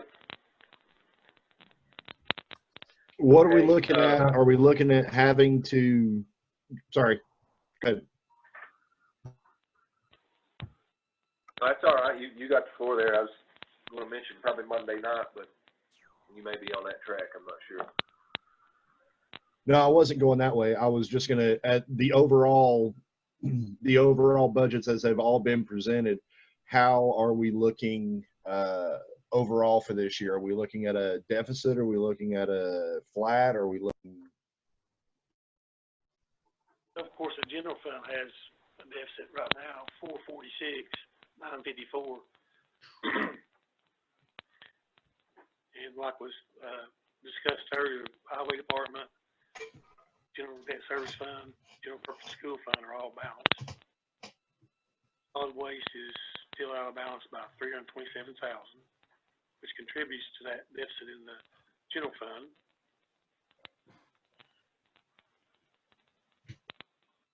And actually, that 446 can be decreased.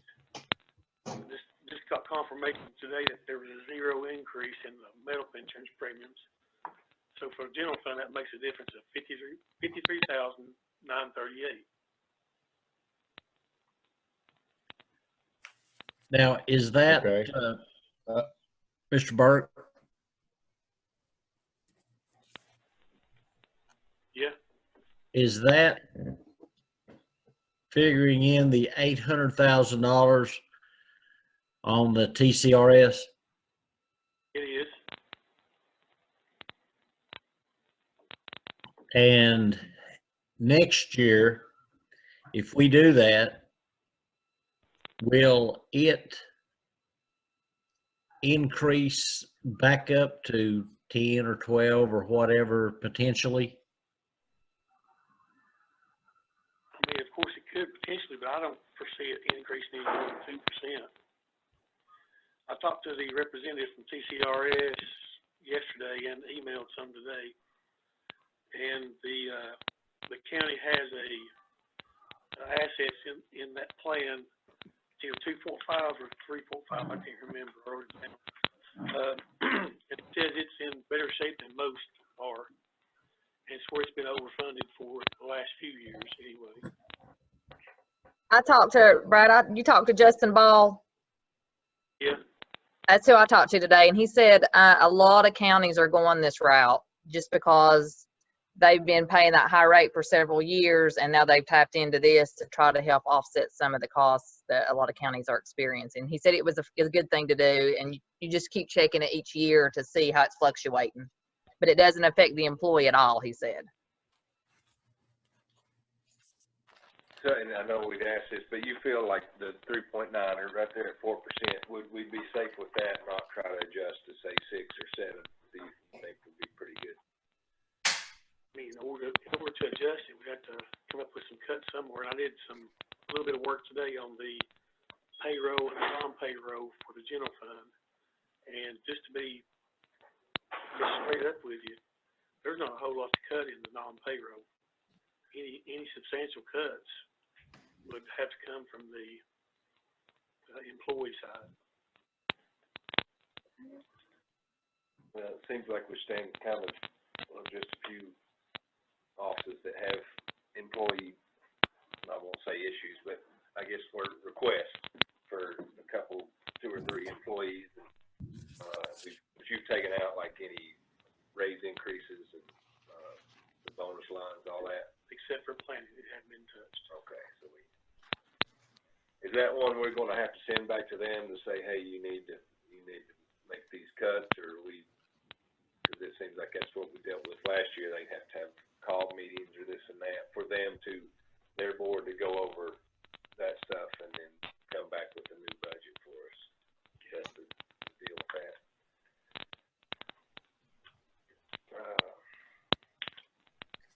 I told them in the meeting that they needed to have Plan B.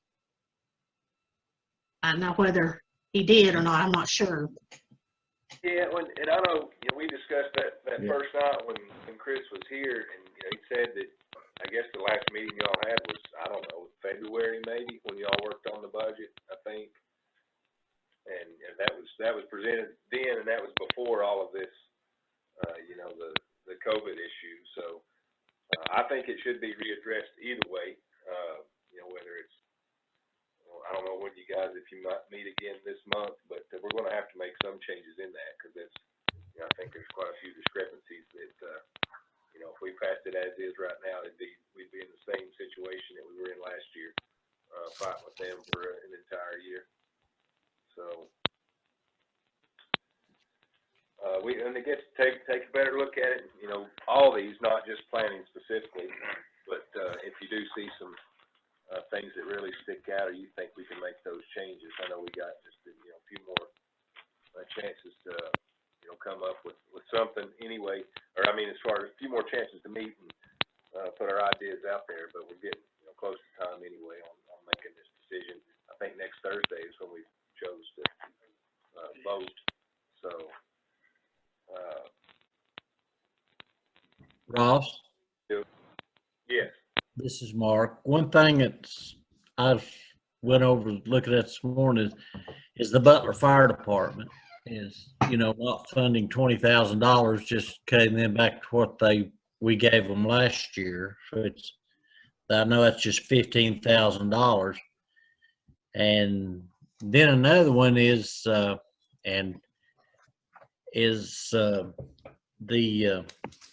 you know, the 55,000 for the city of Elizabeth.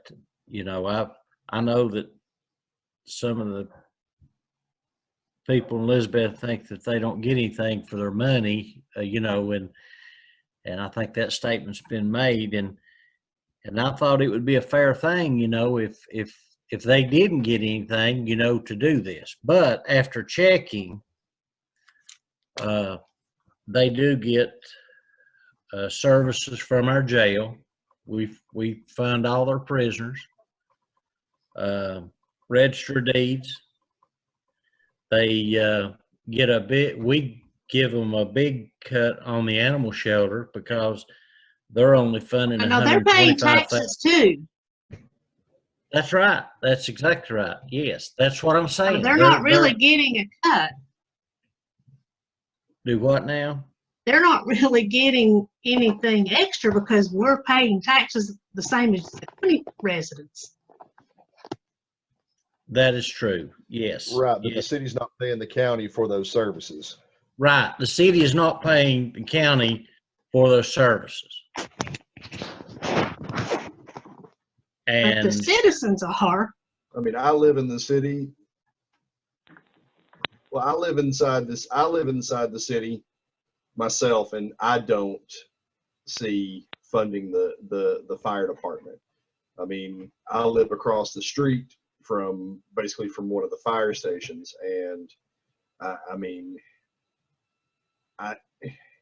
we choose to live in the city. But all this, it's not, it's a choice. all the money so we get and pay for our own fire department.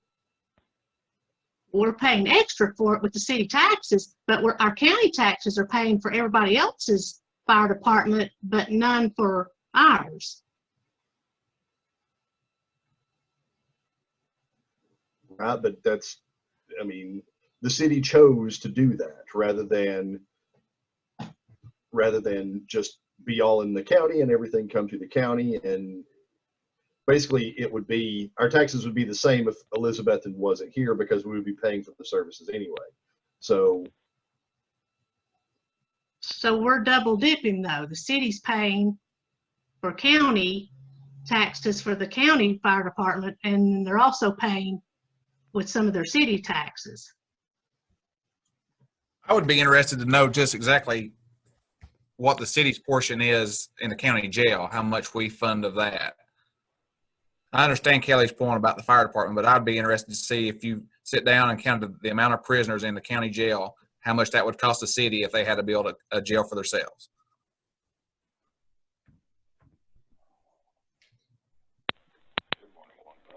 But again, they're paying taxes also they're paying county taxes also.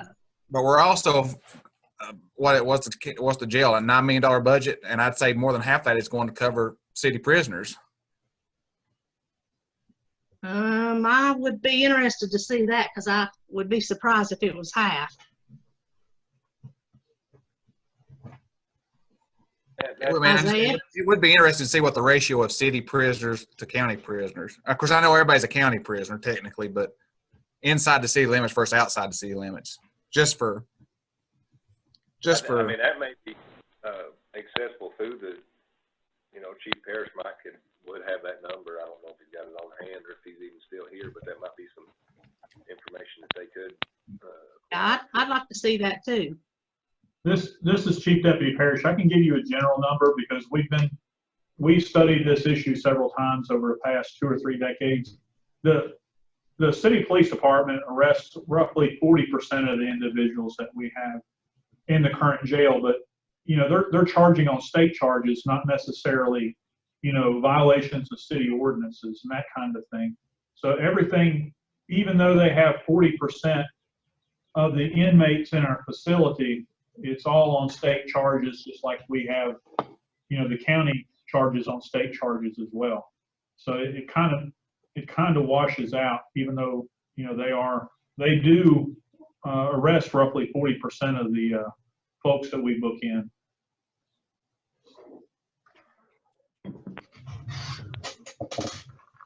But there's a flip side to this argument. We have a 9 3/4% sales tax. The county and the city only realize what 2 3/4% of that, and the rest of it goes to the state, which then gets redistributed across the state. So, I mean, it's kind of the same thing. I don't see the necessity for it. I realize it's just $55,000, but it may be something that we need to address further down the road, because we're looking at a $400 and some odd thousand deficit this year. Taking out that, planning fixing their budget, the other $15,000 for Butler. I mean, then you're looking at, $150,000 off of that. So that's pretty sizable chunk out of that, and that leaves just the train wreck that is the solid waste fund right now. So I understand that, but I have a huge problem funding a fire department that's not even in our county when we're not helping out the city residents who are paying county taxes. I can't disagree with Nick at all. I And cannot. also a fire department that apparently refused to go on a call because of funding.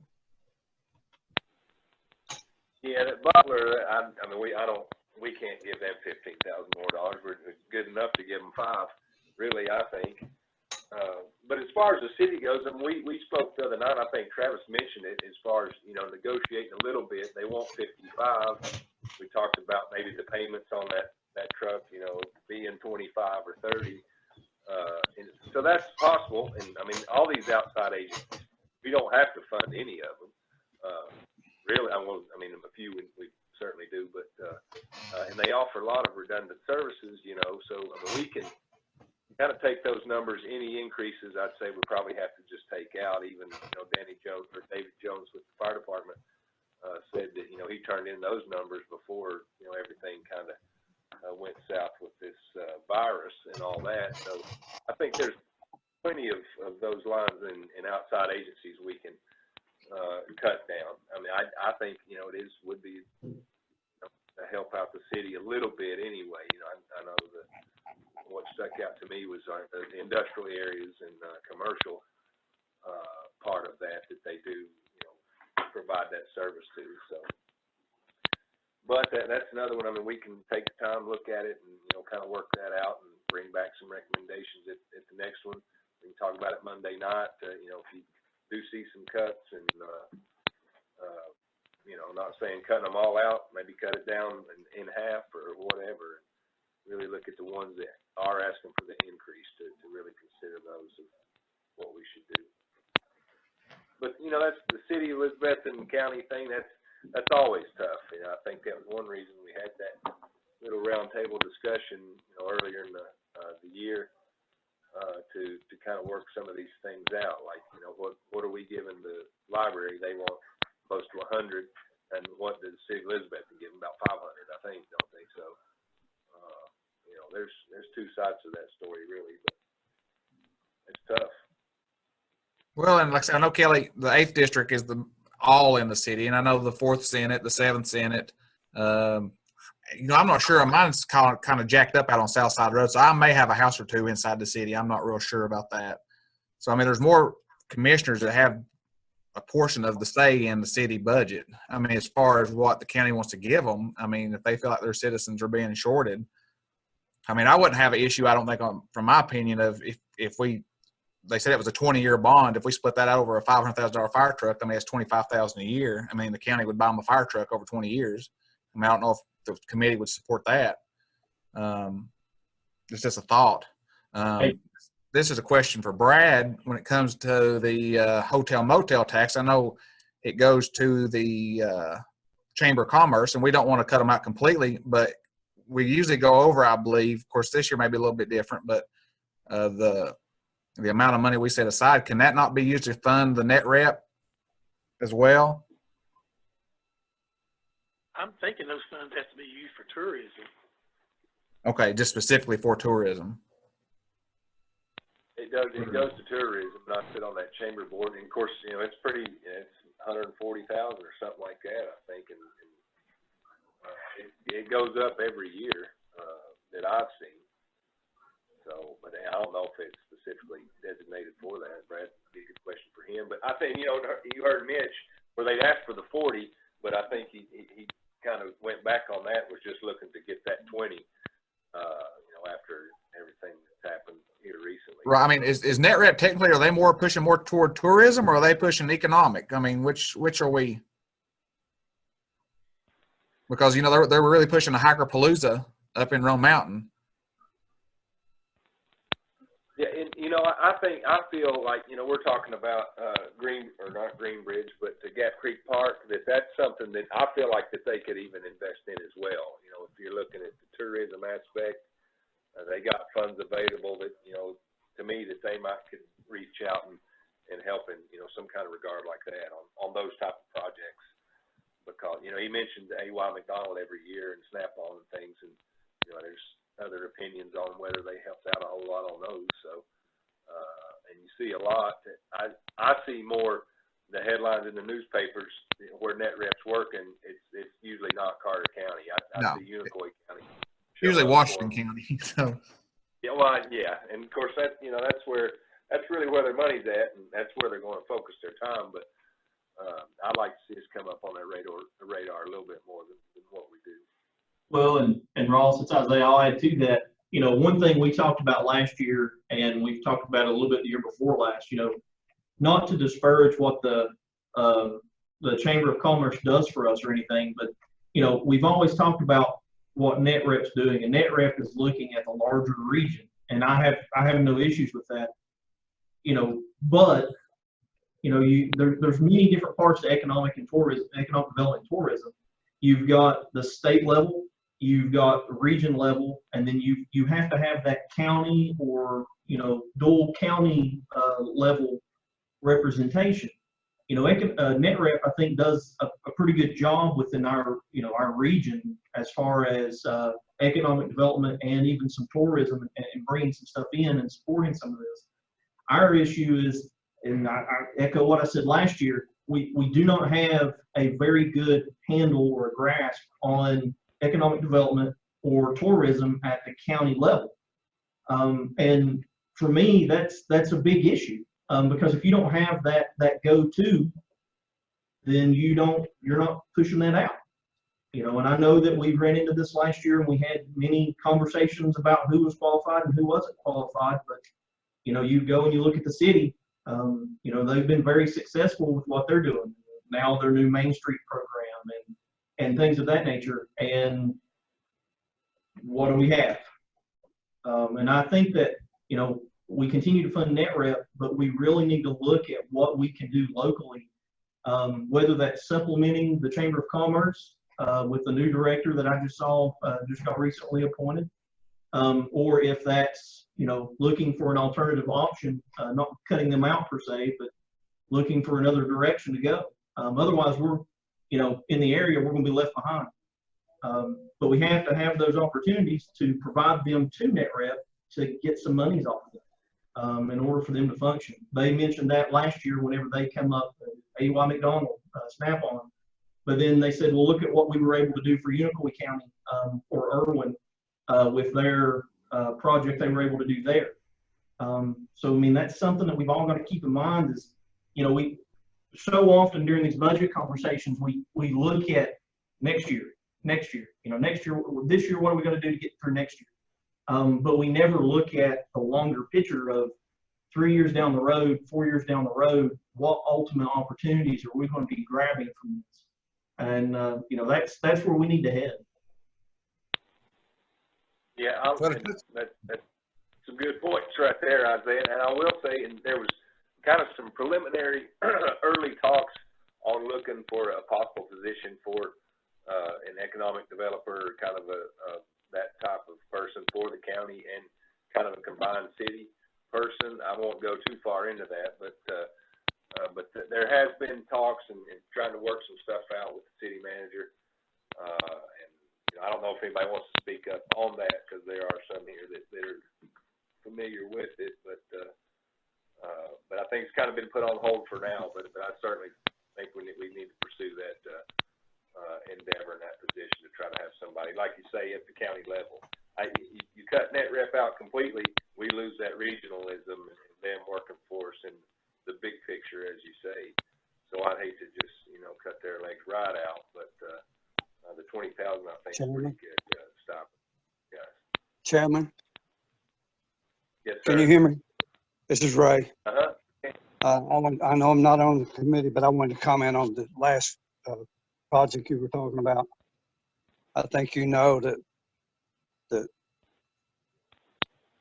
the city manager, Estes, and I had worked probably about 3 months on the joint project that you're talking about. And at the last minute, when all the COVID-19 hit, we had a plan ready to present to the budget committee. We were going to do that jointly to the budget committee, to the city council, and also to the full commission. But in view of everything that was taking place, we tabled that. That plan is still very much on the table at some point. And it is a joint effort with Carter County and Elizabethton to create a position to do job development and economic development. And even to the point that we were talking about allowing a committee or the budget committee or some committee supervising that person. The city had agreed already to let that person be housed in the county, one of the county offices. That plan is still on my computer. It's a good plan. It's the first time I think that the city has gone as far as saying, and I know Mr. Estes and I were communicating with some of the commissioners, and you in particular, Chairman Garland, on that program. But the city had gone as far as talking with the city council, and they had given him the green light to work with me for about 3 months on that project. But we just pulled it at the last minute and did not present it to you and this committee that I'm speaking to because of the environment that we're in right now. I think it's a great plan. Mr. Estes thinks it's a great plan. His city council that he was working with individually obviously gave him the green light to go ahead and try to put that in action. And I was just going to try to present it through the committees, the appropriate committees, and to the full commission. We were going to do the presentations together.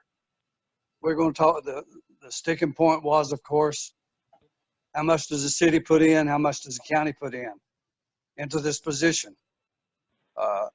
And it wasn't a big sticking point, to be honest with you. I thought it was a pretty good fix. I think it would have passed, but we did pull that. So I did, when you commented on that, Ross, I wanted to make sure that people understood that plan was ready to go with step-by-step objectives and goals to reach and incremental steps with a specific job plan developed by a committee.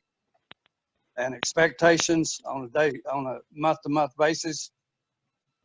The person would be presenting to the budget committee the progress or lack of progress, would be presenting to the full commission monthly progress or lack of progress. And it's just something I hated to see tabled, but we felt like, Daniel and I both felt like it was the right thing to do at the last minute. That's why you don't have it. Yeah, I know Thank you've been you. working hard on that. Right. And we can, if we do find some savings or want to put some of that money aside, I don't know if last year, if we actually set money aside for that, didn't we, Brad? Kind of. For economic development. Economic development, I don't know if we've discussed that in general fund or anything, or if, about funding that again, but X amount of dollars in there for this year. There was 20,000. 20,000. I mean, we plan to put 20 in again. I think we took the 20 out of the net rep last year, I believe. Yeah. That's correct. That's what we did do. Yeah. Brad and put 20,000 in that last year, but I think it's at zero this year. So, we do, kind of to pursue this, or if we decide to, maybe next year, or who knows when, but to have, possibly fund that line item this year to where that money's available, just on top of the 20 we've already put there. Chairman Ross, Brad Johnson. Okay, Brad.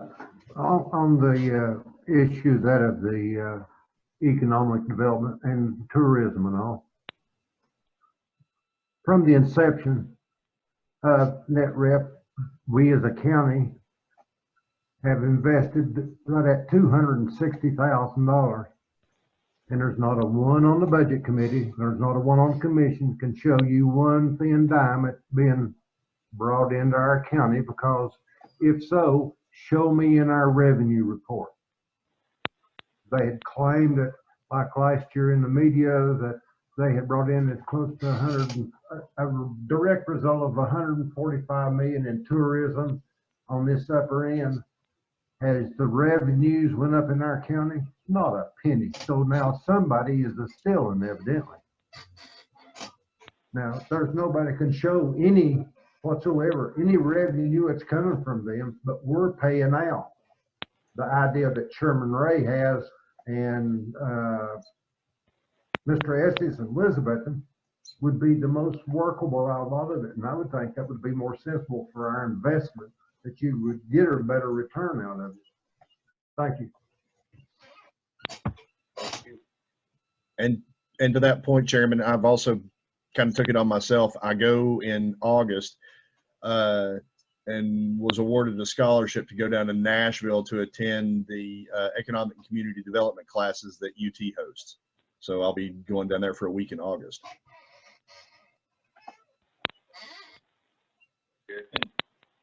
Chairman, I just wanted to let Chairman Lyons know I greatly appreciate him and Mr. Estes and everybody that's been involved, all their work in coming up with this plan, because as I spoke, I think we're missing out on the local piece, and whether you agree with what NetRep ultimately does with the county or not, you can't deny that the benefit for the local region has been, I believe, astronomical in some aspects. And while I don't completely agree with some of the things that have been mentioned in the past, I think led to them ultimately being cut last year.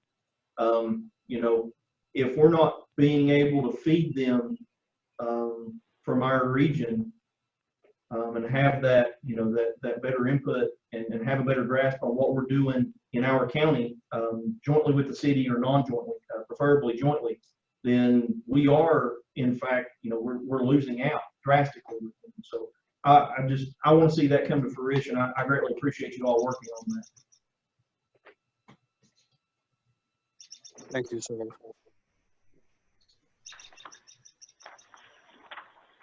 All right, any other thoughts, comments?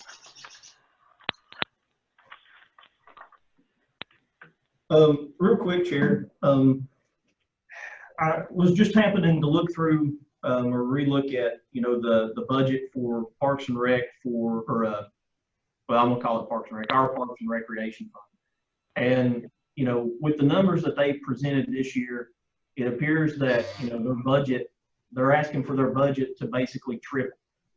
I have concerns with that, as I've raised over the last couple of years. You know, normally we've been giving them $25,000 over the last several years. And then we've assigned additional monies, whether that be an additional 25 or 50 or $125,000 for these projects that they're doing.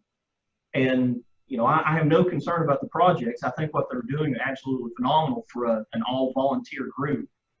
But I'm concerned at what point they become too large to be able to handle within that volunteer group. You know, they've got several parks. They're looking to add more. They're looking to, you know, they themselves are looking to give funds, pass funds to other agencies, or other, you know, third parties to redo some things. You know, I think that they have I know Ken does a wonderful job, and I don't want to say that he doesn't. I just, at some point, we're going to have to seriously look at what we are going to do as a county when it comes to Parks and Rec, and whether that is something joint with the city, or whether we come up with our own little Parks and Rec sub-department or department or something to manage this, especially when Gap Creek Park comes to fruition completely, and then especially as you know, some of these other parks, Greenbridge Landing and things come up. So that's something I would also like for us to maybe, as we're looking at their budget, take into consideration.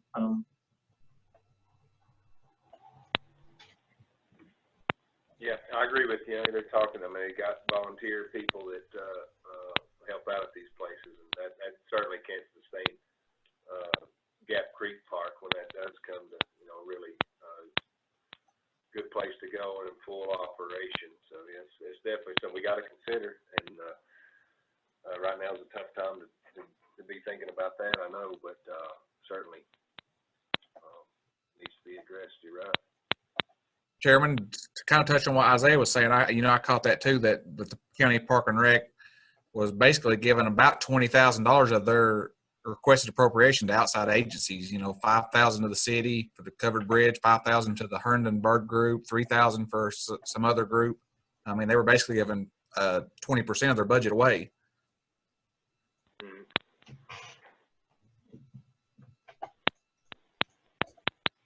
Yeah, understand. Well, 5,000 of that was probably, Mr. Chairman. Sir. 5,000, that was probably my fault, because I feel like we need to do our part with that the covered bridge days, and they said it run between 20 and 30,000, and I thought 5,000 was a good start to be partners with them in that covered bridge days, because they were going to do it like from Tuesday through Saturday, and that's back about almost the way it was years ago. So I did make that suggestion that we give them 5,000 to help out with our part this year. Mayor, I don't technically disagree with that. I would just rather the city would have requested maybe a little bit of assistance to go toward the covered bridge instead of, like I said, the third party doing it.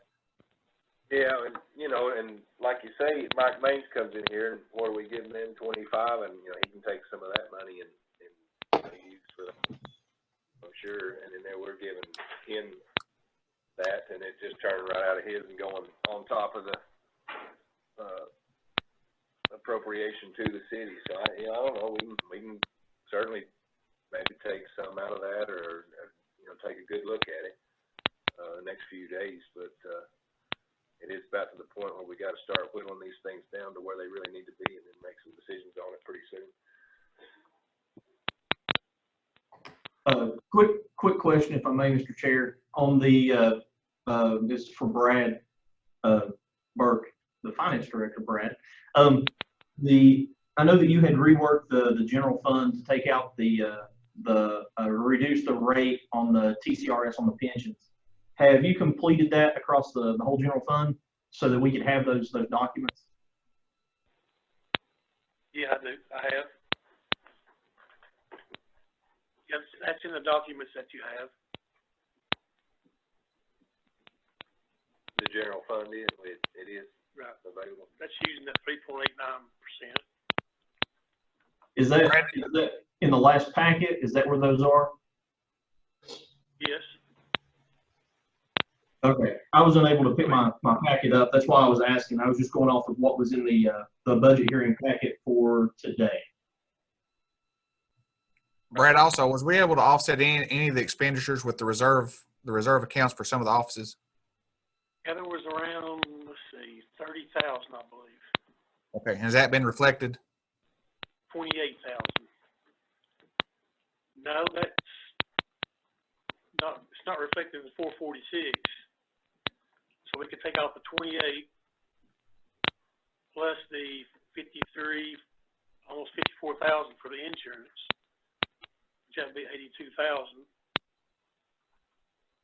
That would just leave, with the exception of solid waste, about $60,000. And then, like I said, if we could get planning to, maybe make a few changes, just to help out for right now, it would be greatly appreciated. I'm sure all the budget members would agree with that. Yeah, I think so. And of course, I mean, animal shelter, they got, how many, they were asking for 2 or 3 people, weren't they? I know that, so.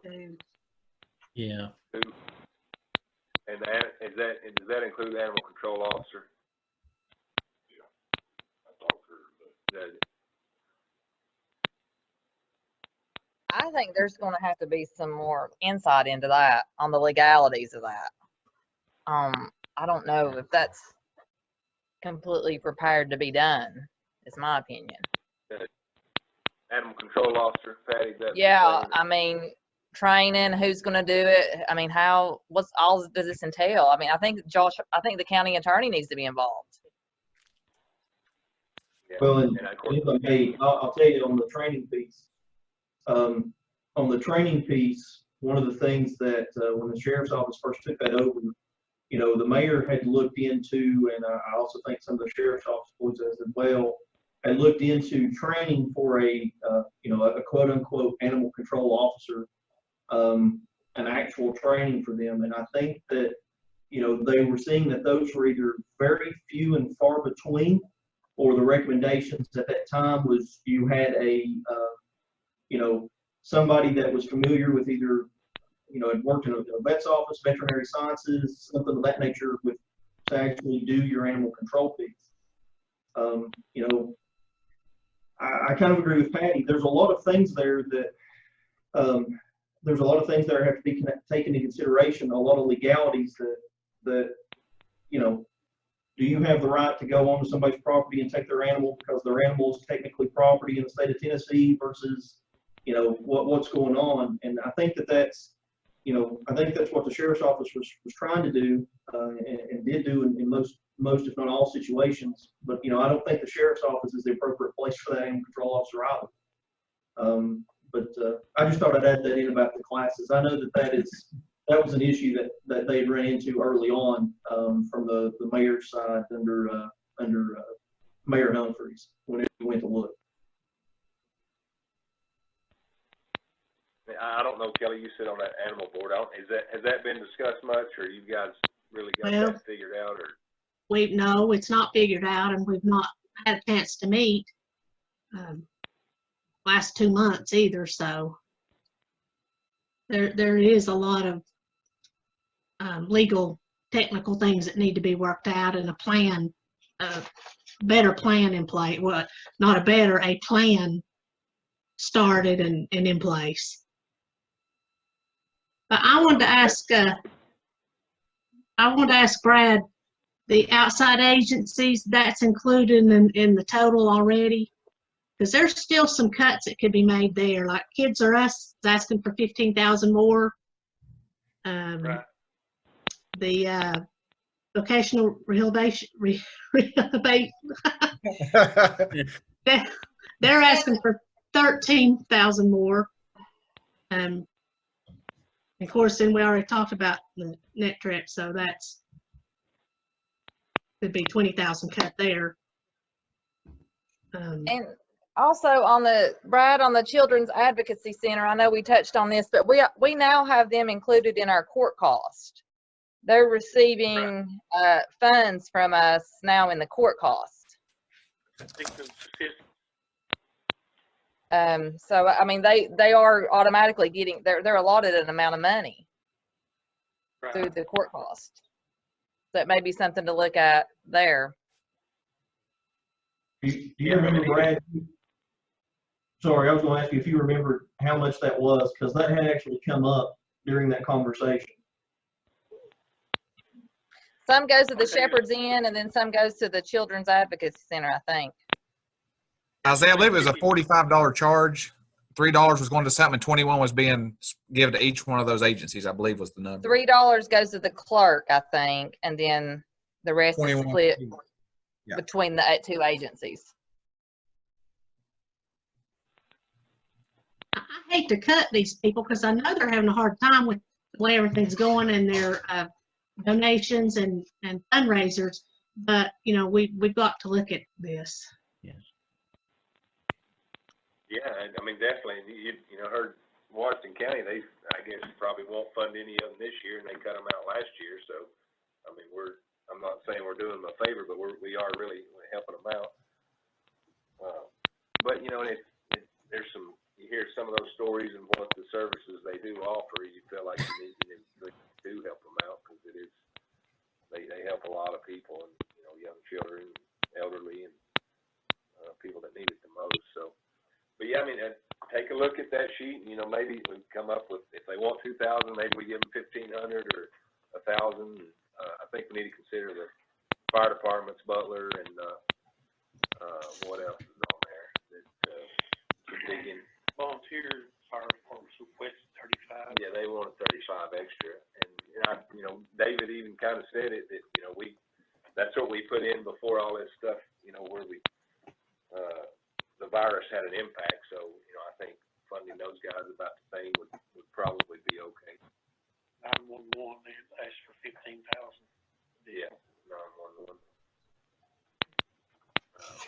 So I mean, we can still make some outside agencies save some right there. And I think we also need to figure out there needs to be some sort of plan for solid waste. Yeah. I know, of course, Benny said he worked real hard, him and Brad both, I mean, working together to try to make all the cuts they could. And, you know, they're asking for 2 employees. I think we, you know, talked about maybe giving them 1 if possible. So, still some tough decisions to make. We got, you know, I guess a little over a week to try to figure that out. Of course, we can do a little more homework over the weekend, take a look at it. We got a budget meeting Monday night. Take care of some regular business, and then we can certainly continue talks after that. There won't be any problem.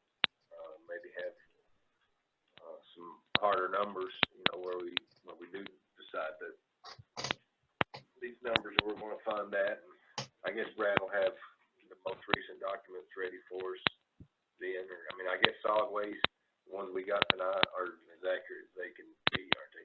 I just need to account for those, like the reserves that are being used. I would also include the changes in the outside agencies too. Yeah.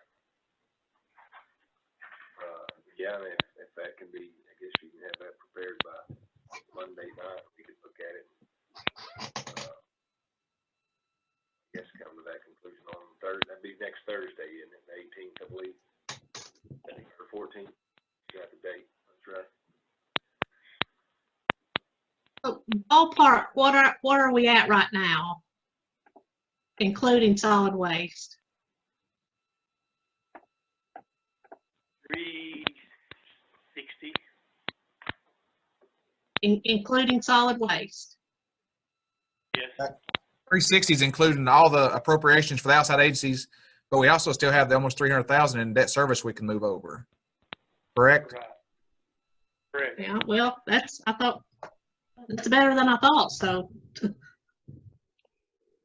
Yeah, I mean, it's not great, but thank you for working so hard on this, because I thought it was a whole lot higher. I think the TCRS is our saving grace this year. Yes. Yeah. 872,000. I agree. And if you go back and you look at last year's documents, where we were at about this time, we were, I think, a lot worse off that doesn't alleviate the issues with COVID and some things of that nature. But, I feel a lot better about this year's budget going into the actual voting meeting than I did about last year's budget going into the voting meetings.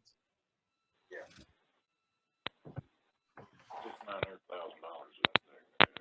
What else it cover?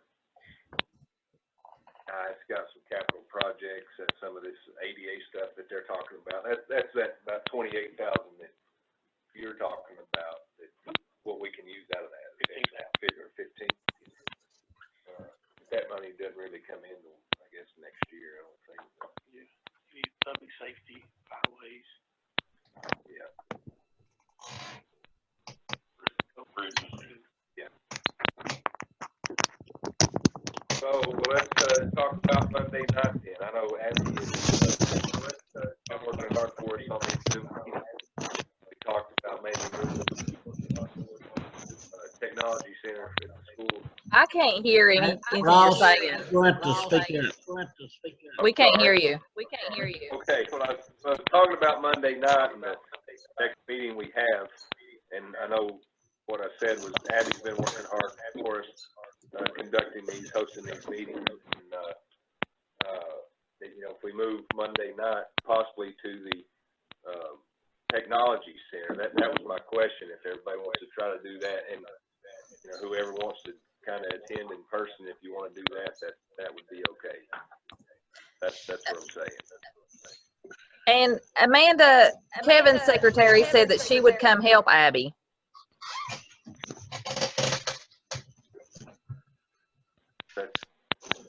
Abby, how do you feel? I don't know if I need to holler from room to room or if you can hear me just as is.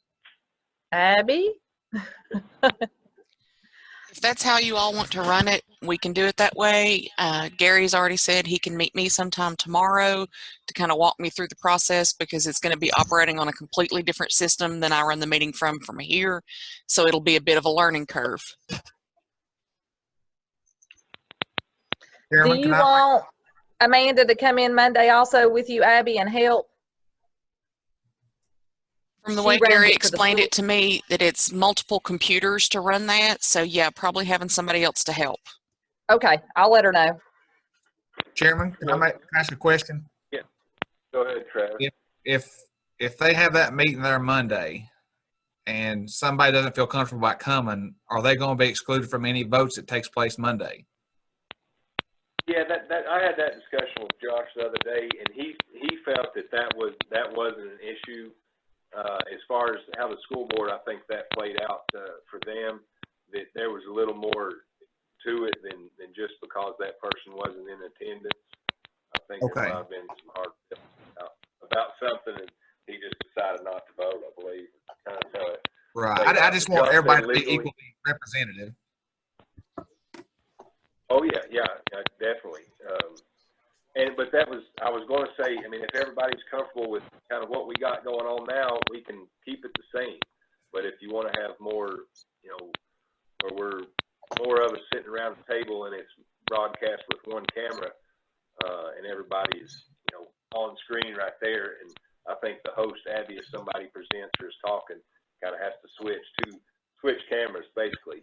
But like we're doing now, talking into this telephone mic, that's what we do at the meeting Monday night. That's how it's set up. I don't really have an issue with our normal budget meeting, but I think for the vote meeting, I would rather be in person personally, just to have the open discussion. Right. Yeah, because it's been a bad internet day, so everybody's been kind of broken up. Okay. Well, and if Abby's on board for that, I know she's got a full plate. She's worked super hard on this the whole time. If she's okay to do that, and we can get Amanda in there to help us out, and Gary as well. If we can make that happen, we'll try to shoot for Monday night. If you don't feel comfortable about meeting in person, quite all right. So I get no physical place for the meeting. We don't have to change any kind of advertisement, so I guess we'd still be okay there. So if we can make that happen, we'll just meet there Monday if everybody is familiar with the technology center. Can I say Yeah, it's on the something, one on the state on the right. Ross? Who is that? It's Gary. Okay, yes. It'll just be you all, the budget, and Abby and Brad there, right? I mean, that, because really, it's set up like what I showed you and Rusty and some of the other ones. So, I mean, it'll work good, but like I said, we're just talking to one mic, and the internet coming in, there's over 2 gig in and out, so the crystal clearness is there. We could actually broadcast live and have her a machine to download if she wanted to download it too. So we'll take care of that. And Amanda, I talked to her today, and we're going to go over it tomorrow with Abby. And I'll actually watch the meeting from next door. So, if somebody else wants it, we can put some in another building. It's just that way you are not having a lot of people worried about it. That building, it'll really just be you all. You know what I'm saying? And plus, if you're next door and I start having problems, you can run over pretty quick to help. Why can't we cut the internet and run? He had to run over here and help me, Abby, the other day. Well, that's what I'm trying to keep Abby in mind, and I know she's worked hard doing this, and I know it's not easy, but I don't want to put her in a tough spot of trying to if she's got time to learn that. It's actually a little easier because all they're really doing is switching back and forth from the cameras. Yeah, that way, whoever wants to present or something, it just switches that camera back to them. Other than that, it's really only one camera because they don't have to worry about everybody else's mic. There's only one mic to everybody. So, but I'll be there, and Amanda said she'd be there, but I will be in the next door. So it really won't even be in your all's room. That way, it's just you all budget. You can lay your papers on the table and discuss what's going on. So And Gary, we will have to set up something to do the download because part of that requirement is that I have a audio recording of it to provide of the meeting should anybody ask for it. Okay. What about public comments? Yeah, it's actually run the same as for that. So. What? Go on, Ross. I said legally, and I talked to the attorney about that. We don't really have to have a public comment section.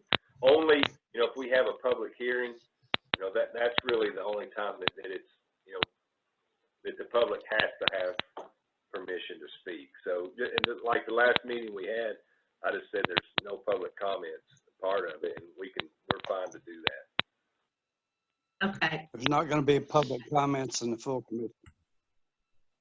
No public comments in the full commission. Okay, Chairman. Thank you, Chairman Lyons. Well, Josh is streamlining that agenda, cutting a lot of things out of that agenda because it's going to be virtual. It's going to be virtual. Oh gosh.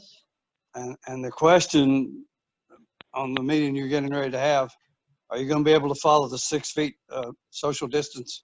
Yes. Okay. Yeah, it's a big room. It's the way the school board had it. I was up there the other night. They were 6 feet. Yeah.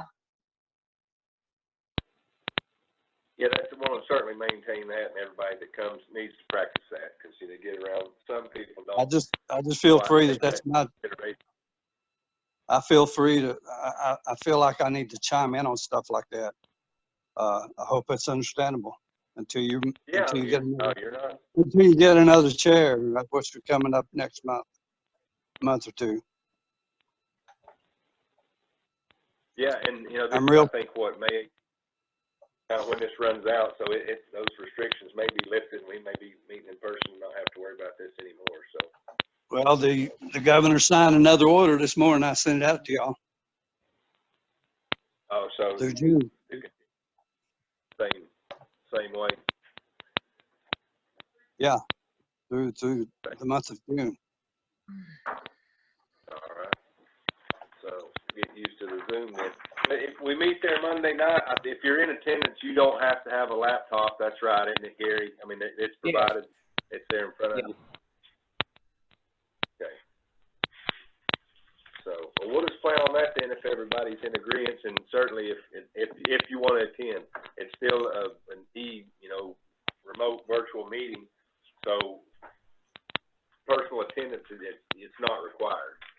So you can make that decision on your own, and it's not going to affect any vote that is cast for that meeting. I meant to ask Ross, how are you doing attendance for the, are you getting it, how, just by us logging on? Brad, actually, he sees you on the screen. He's got two separate Okay. lists there. One's in attendance here, Willie and I, and then he writes you guys down through, I don't know if what he's got, virtual or online or whatever, but he is taking account of everybody. At the last meeting, he did the same thing. So, all right then. Everybody feel okay with that? Sounds good. And take a look at some of this stuff and get your highlighter out, or see some things comes up to you. Might circle it and bring it in. We'll discuss it again, and hopefully we can have everything ready by Thursday night. But I feel good too, with those numbers that just came out, and we could be down to $50,000 or $60,000 that were kind of off. So that's a pretty good number that we're dealing with. Brad, will we get a updated pack Monday, or do we need to bring what we've got?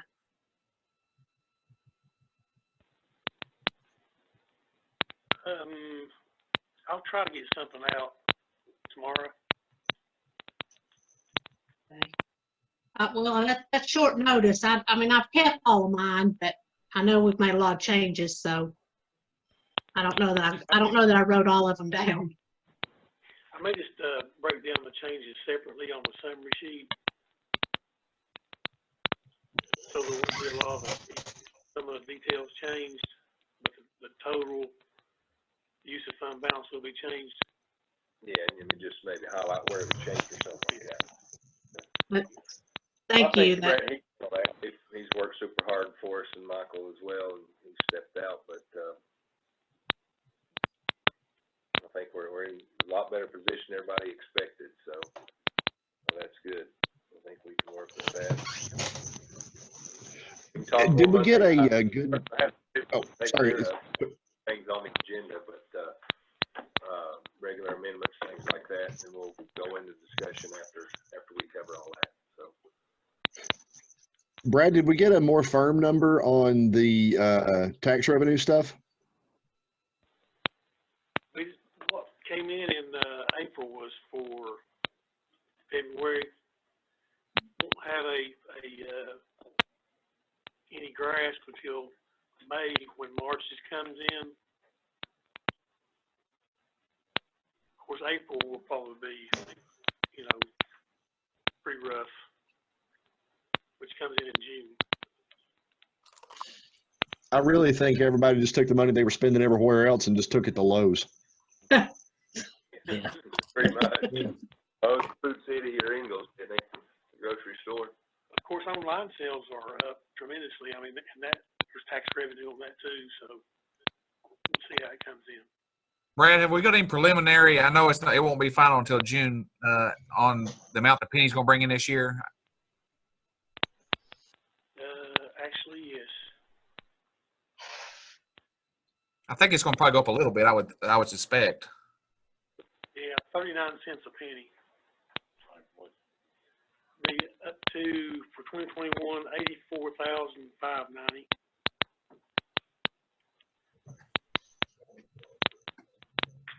That's up to 183 or something like that last year.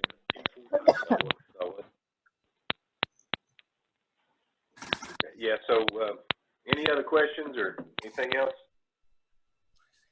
If not, it'll be Monday night at the Technology Center if you plan to show up in person, and then we'll the following or the next Thursday of next week, the 14th, will be really when we start to make decisions on these budgets. So next Monday and Thursday night at the Technology Center? Yeah, I think Monday, give us a trial run. It sounds like everybody wants to be present, or mostly, for the voting meeting, which is Thursday. So that'll give us a little practice Monday night, and then on into Thursday. So both of them at Technology Center next week, 6 o'clock. Ross, I think Gary's trying to get a hold of him. I don't know what Gary's saying. Brad, is not Thursday school board meeting there? Is it not this Thursday we have school board meeting? Thursday we could do Monday, but I think Thursday's the school board meeting. Is it? Well, that brings up an issue then, doesn't it? Sounds to me like. What time does it end? Don't they start at 4 o'clock? 5:30. 5:30, so we said we wouldn't be able to make that happen.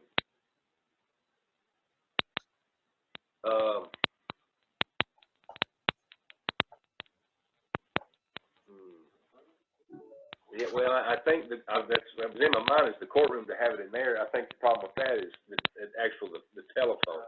It doesn't, you can't get a call in from there. That's the problem. Can I ask you a question? If I was to pull another one of those cameras and a switch, and I come down there tomorrow, I may be able to set the same thing up in the courtroom. And you want to do it instead of training center, do the same thing in your actual seat at the courthouse. You ain't gonna let nobody in but you all as a budget. You can set off and we can shine it that way too. We're gonna try to get with Abby tomorrow. We've got to Gary, we resumed court over here today. So there's gonna be court going on and there'll be court next Thursday also. Okay, that puts that out. Never mind. Oh man. Put it back where we got it. But we have had the meeting in there next Thursday anyway? I mean, normally on normal. Yeah, normally we have. I think our only issue with not being able to have it in there is where we have the number that people can call in and listen, or where it's broadcast through the phone line. That's the issue we've got. Okay. So, Part of the issue, Kelly, is we're using the conference room's teleconference phone, so the guys in the conference room can hear and speak through that one microphone. That phone doesn't reach the courtroom, so everybody would have to use their own microphones and speakers on their laptops, and that's when we get that weird echo because everybody starts picking each other up and it just loops. Yeah, but if everybody uses earbuds, that knocks that out.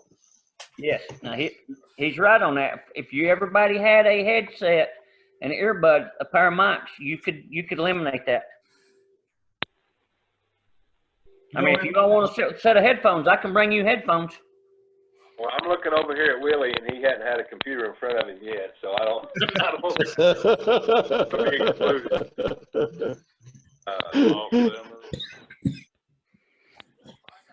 Like I said in the email before, I say let's not worry about Monday night at the Technology Center. We just can, if we can't do it Thursday, there's no reason to mix it up now. While we've done 3 of them like this, just do it here Monday night. Thursday we'll have the same place here, and if you want to show up in attendance, that's okay. Just have to do the social distancing and respect others. Well, one more thing on the schedule. You have May 20th as a regular budget meeting. That's a Wednesday. Is that correct? Yeah, I think that came out of the clerk's office or something. That was kind of messed up or something. No, that's not a regular scheduled meeting. Okay. Just scratch that.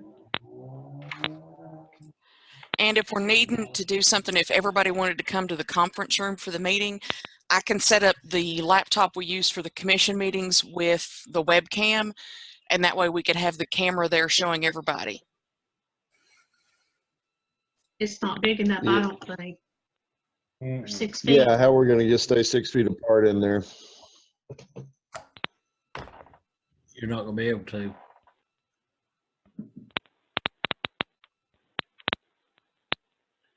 Well, I mean, we'll just have to continue to do it like this. I mean, What about TCAT actually over behind the BP and Burger Hut? I don't know. I haven't talked to them or anything. We'd have to reach out to them to see if it's possible. And they are just now allowing their students to come back on campus. They're not scheduling any outside events or anything, and they're requiring everybody to wear masks and all that stuff coming in. And I don't know that they would allow an outside entity to come in to hold a meeting with them just now letting kids back on campus. Fair shake. But then you get into the same issue where we have now is providing the technological access and all that too. You know, you kind of run into those issues just about anywhere else you go. It sounds like we're just gonna have to stick with what we got. I mean, we're just jumping around, and there's just too many obstacles to hurdle to make things happen. So, you know, I'll leave it up to your all's discretion. If it comes next Thursday and we want to meet in here, and those that want to attend, that's okay. But and if you don't, that's fine too. But if that is the case, that we keep those, you know, kind of restrictions of the social distancing and just be as safe as we can. That's all I can say. I don't know any other option to do if we can't meet in the courtroom. Any word on the sound system over there, Abby? It started faulting out again like it did before. First the wired mics, then the wireless.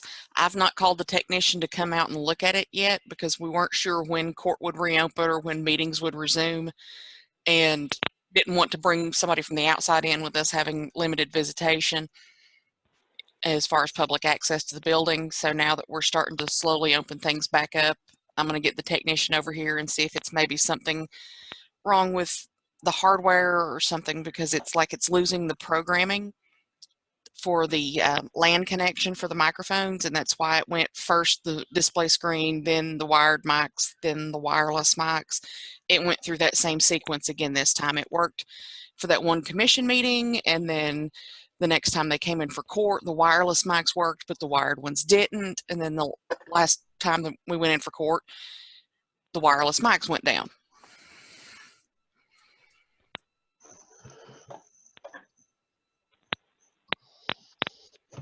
I love gremlins. I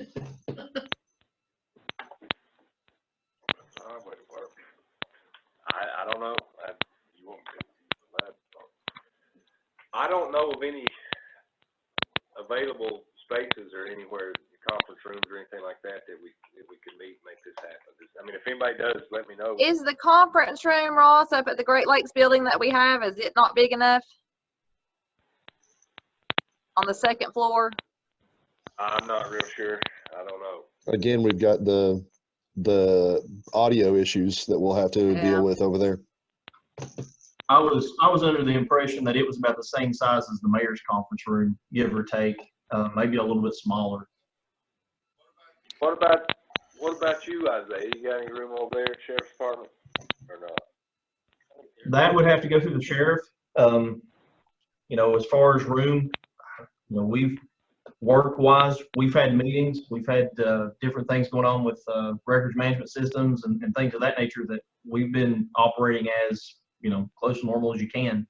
You know, once you start trying to space out 6 people, technologically wise, you know, if you can hear me, I'm speaking on a wireless mic over the internet with a camera involved, you know, no issues, no phone problems or anything like that. It would just be a matter of, you know, how close you just want to get together. Like I said, I hadn't measured out 6 feet, I'll be honest with you.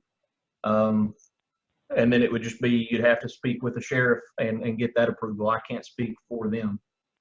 Yeah, well, I didn't know if there's just a great big conference room in there, but to me, you know, we don't have to all sit around the table. I mean, there are chairs on the outside of this room where you know, I think that if we did that, and if you can come here early and get you a good seat, I guess, but that would be an option. We don't have to all sit side by side here at the table. You know, just make deliberate moves and everything, and just not exceed the 10 person limit.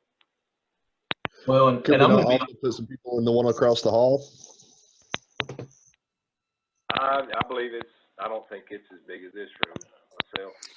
And once we did them across the hall, we're going to get back into that audio issue with everybody having to use their own mics and speakers. Well, I'm going to be honest. I think that if you know, if I could find us a webcam, or if maybe Gary has one that they use at the schools or something no one's using, a webcam with a decent microphone on it would probably sound a whole lot better than that conference phone.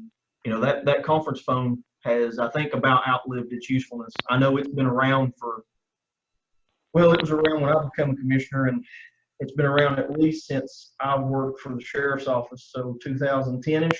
I know that it stopped working during the last budget meeting, and today it's been nothing but static, popping on and off, and we've had difficulties hearing you at most times.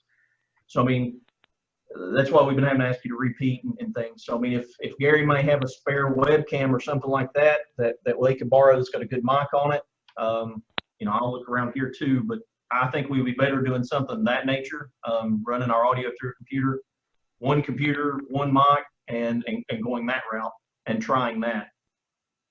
Isaiah, I can give you like what we use in the distance learnings at the schools, a wide angle camera and a auditorium mic. That's what we set up in the boardroom. I've got 2 or 3 of them for if they go out. So it's like a conference mic. It's just fact it will plug up to the computer and it runs through USB. So I mean, if you wanted to have the meeting over there in the conference room spread out, you know, you would just direct that mic to kind of where, you know, the majority of the people are, because it's dynamic, so it's wide range. Plus the camera, you'd want to be in, you know, inside of that camera as well. You might want to, you know, have the conference room there as a backup. You can always dial in, take control of the audio, but at least give that a try. It'd be the same system we would have at Technology Center, just in the conference room. It's the same setup. Well, I mean, we could bring the camera to Younts if the sheriff would let us. I mean, it's just which location. We've got more of those cameras because we took that one out of Happy Valley. We've still got one at Unaka and Cloudland and Hampton that we can pull. I'll pull it in the morning if Younts can pull that off. So I'm confused. So we're going to do Monday's meeting at the training center and then possibly Thursdays in the conference room? No, we'll just keep it as is. There's no reason, I don't think, to go to the Technology Center Monday night to mix it up then, because that may be the only time we get to go there, because we can't go Thursday for the next meeting when the school board is. So if those guys can kind of work out the technology on that camera or whatever for this room here, we'll shoot for that. Shoot for the conference room Monday. Yeah, well, yes, we'll do. I mean, we'll do that either way. I think Thursday is when everybody seems like they'd rather be in person. I think sounds like, but yeah, if they can work that out by Monday, it'd be great. I'll be there tomorrow. I'll get you a camera and a mic, and then we'll figure out something trying to get it set up there. It's the same thing as a training center. I mean, we'll just set the exact same thing up. You just be there instead of up there. All right, Gary, how many laptops will I need to run that here? Just one, or will I need to get a second? 2. And I'll furnish them. I'll bring you the mic, the camera, and the laptop tomorrow. So with the committee members, we won't need our own laptops then? Not if we do it like you do up there at the training center. Okay. All right. Well, but I'll tell you what, let's make sure we're all safe. I'll bring the stuff to set it up with Abby tomorrow, and we'll get Amanda and we'll do it there. But just to be safe, you bring them Monday. You just may not use them. Is that a better way to? Okay. Yeah. Bring your laptop. Okay. Bring our own laptop. Yeah. You just may not use it. Bring it. May not put it to use. So let's go with that. Everything will be here next week, Monday night and Thursday. Abby, I'll see you tomorrow. All right. So if you bring the stuff to set up for the Monday meeting, are you going to need to pull it back because of your board meeting on Thursday? I've got enough to leave that training center set up and to give you that for there. That way you'll be set up Monday, and then you won't have to do anything for Thursday either. Good deal. Gary, will you get with Amanda and tell her about all these changes? Yes. Okay. This is tough. Okay, well, you know, I'll say on this, as far as the conference call phone, I've seen nobody call in that's not really been part of this meeting. So I don't know if the public's really dialing in. They can't wait to hear this 3-hour discussion. So I don't think we're really. In the first one we had, I think it was 4 or 5 callers on my list that I couldn't identify, and I know we did have 1 reporter. Okay, yeah, I think That's probably good because I'm afraid we're going to end up on YouTube on some of our video or something. Bloopers. I hope so. So this would What do you not be a think? good time to tell you that our videos are being uploaded to YouTube to post on our website page as part of the requirement for the digital meetings. Okay. No. That's And I've why been my making a picture blooper reel. goes to Donald Trump.